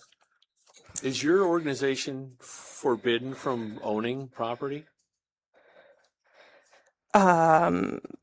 No. Okay. Carol, what's the asking price of the lot? Sorry, we don't have an asking price. It's an RFP. So it's based on the use, basically the proposed use of the property. We don't have a minimum asking price. Are you looking at constantly changing the artwork the artwork component of this project? With like over names, they rotate the artwork over, Mm-hmm. Are you looking at something like that? Not in this project, but we have looked at that in other areas of the community, yes. I guess I would prefer you buy the lot. Yeah, I mean, I don't mean to speak for you, Amber, but it seems like your organization is not as well suited to maintaining a park as what the city organization is suited to maintain a park. Correct. Okay. So I just don't think that's probably in the best interest, frankly, of the city to do that. Well, I'm going to say something from back in my landscaping days that there'll actually be more work for Park and Rec rather than mowing a vacant lot. And now you're going to be weeding flower beds, perennial beds. You're going to have probably some landscaping fixtures. You're going to have some mounds probably that won't be as easy to mow. So actually, by doing this, we're putting more work on Park and Rec.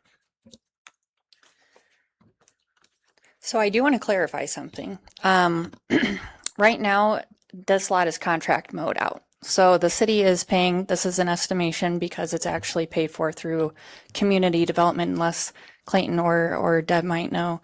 But based on a 27-week season, and I'm just assuming $35 per week to mow this lot, the city would be saving $800 to $1,000 per year, depending on the mowing demand.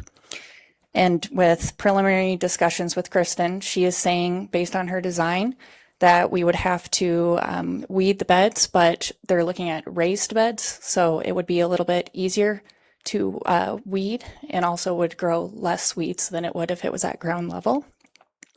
She's thinking we'd spend about $50 a year in spraying any weeds, and then minimal time in actually weeding. Can I add one thing quick? The other thing that Danielle and I have started conversations with is opportunity for more partnerships for maintenance. We have nothing firm, but organizations like ISU County Extension has a Master's Gardener program.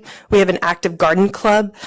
We have people in our community who are passionate about this. And so thinking about how we have better partnerships and collaborations to make sure that the spaces we're investing in response to what the community is telling us in our plans, that we can do this together. So there's a lot of active conversations because I care about this space looking beautiful just as much as you do. So anything that we're doing, maintenance is a hot topic. And so making sure that it's staying as beautiful as possible, the better. Your Honor, I just know in the past, we made it pretty clear, and Sue might have still been on the council back then, that we wanted retail downtown. We didn't want parking lots. I know there was conversations with a business owner adjoining that I think she was pretty much turned down, that she wanted to buy it and make it a park like Barb has down at the other end. So, I mean, I don't know if the council is changed since those days that we want a pocket park. I mean, I'm not going to stand in the way of it. I just want to know what the priority is for downtown.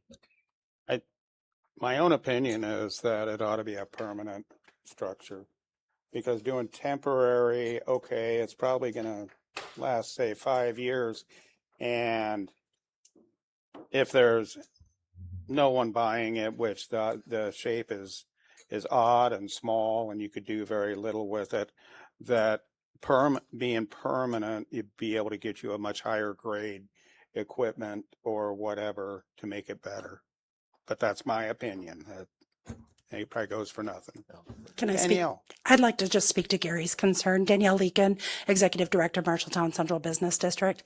Like you mentioned, Mayor, the size of this lot is very small. It's very odd, and it creates a lot of challenges for ROI on developing. It's just, I know it's been looked at in the past, and that person was going to need to build a 5-story building in order to be able to get a return on their investment, and they ultimately walked away. It's just not something that was feasible. And as Amber mentioned in her comments, it is the least developable lot that we have downtown. In some conversations I've had with people who are looking across the street, one of the things that they have really talked about is the art in our community and how the investments we are making in just the appearance of our downtown. And that is what drew them to Marshalltown to even begin having the conversation about looking at buying all 5 of the lots that were for sale across the street. So I do think that making this a permanent fixture in our downtown will make our downtown more marketable, and we'll see increased development. The reality is just the prettier we can make things and the more accessible we can make things, I think the more we're going to see investment in businesses coming to our community. Additionally, like Amber mentioned, just that ability to linger. There's very few places to just sit and have a cup of coffee with a friend, and then maybe you're going to take a break and then you're going to go have lunch because you're still downtown, or you're going to go buy a pair of shoes. I do think that this would have an impact on how much time people are spending in our downtown, and the longer people are in our downtown, the more money they're going to spend. So I would also be in support of making this a permanent fixture in our downtown. Your Honor. Years ago, when Jessica was still city admin, this was kind of proposed, and I was against it at the time, not wholeheartedly. I just thought we could sell it. It's proved we can't, but I love the points of augmenting our ability to keep people downtown. I know Smokin' G's had a huge line last Friday. I'm sure lots of people would have checked out the park. I know I would sometimes go into Grounded, grab a cup of coffee, sit there. But also, I don't know that it makes sense for the ACA to own this. We have statutory protections that they don't have. And so I just think we should make this a city park.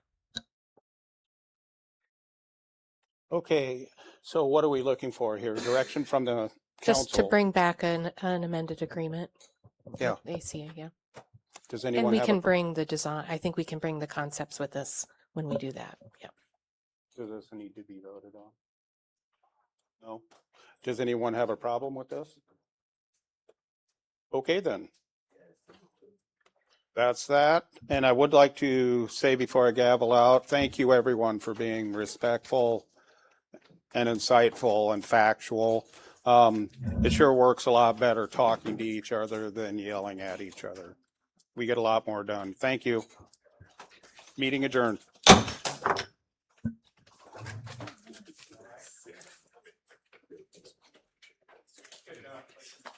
Thank you, guys.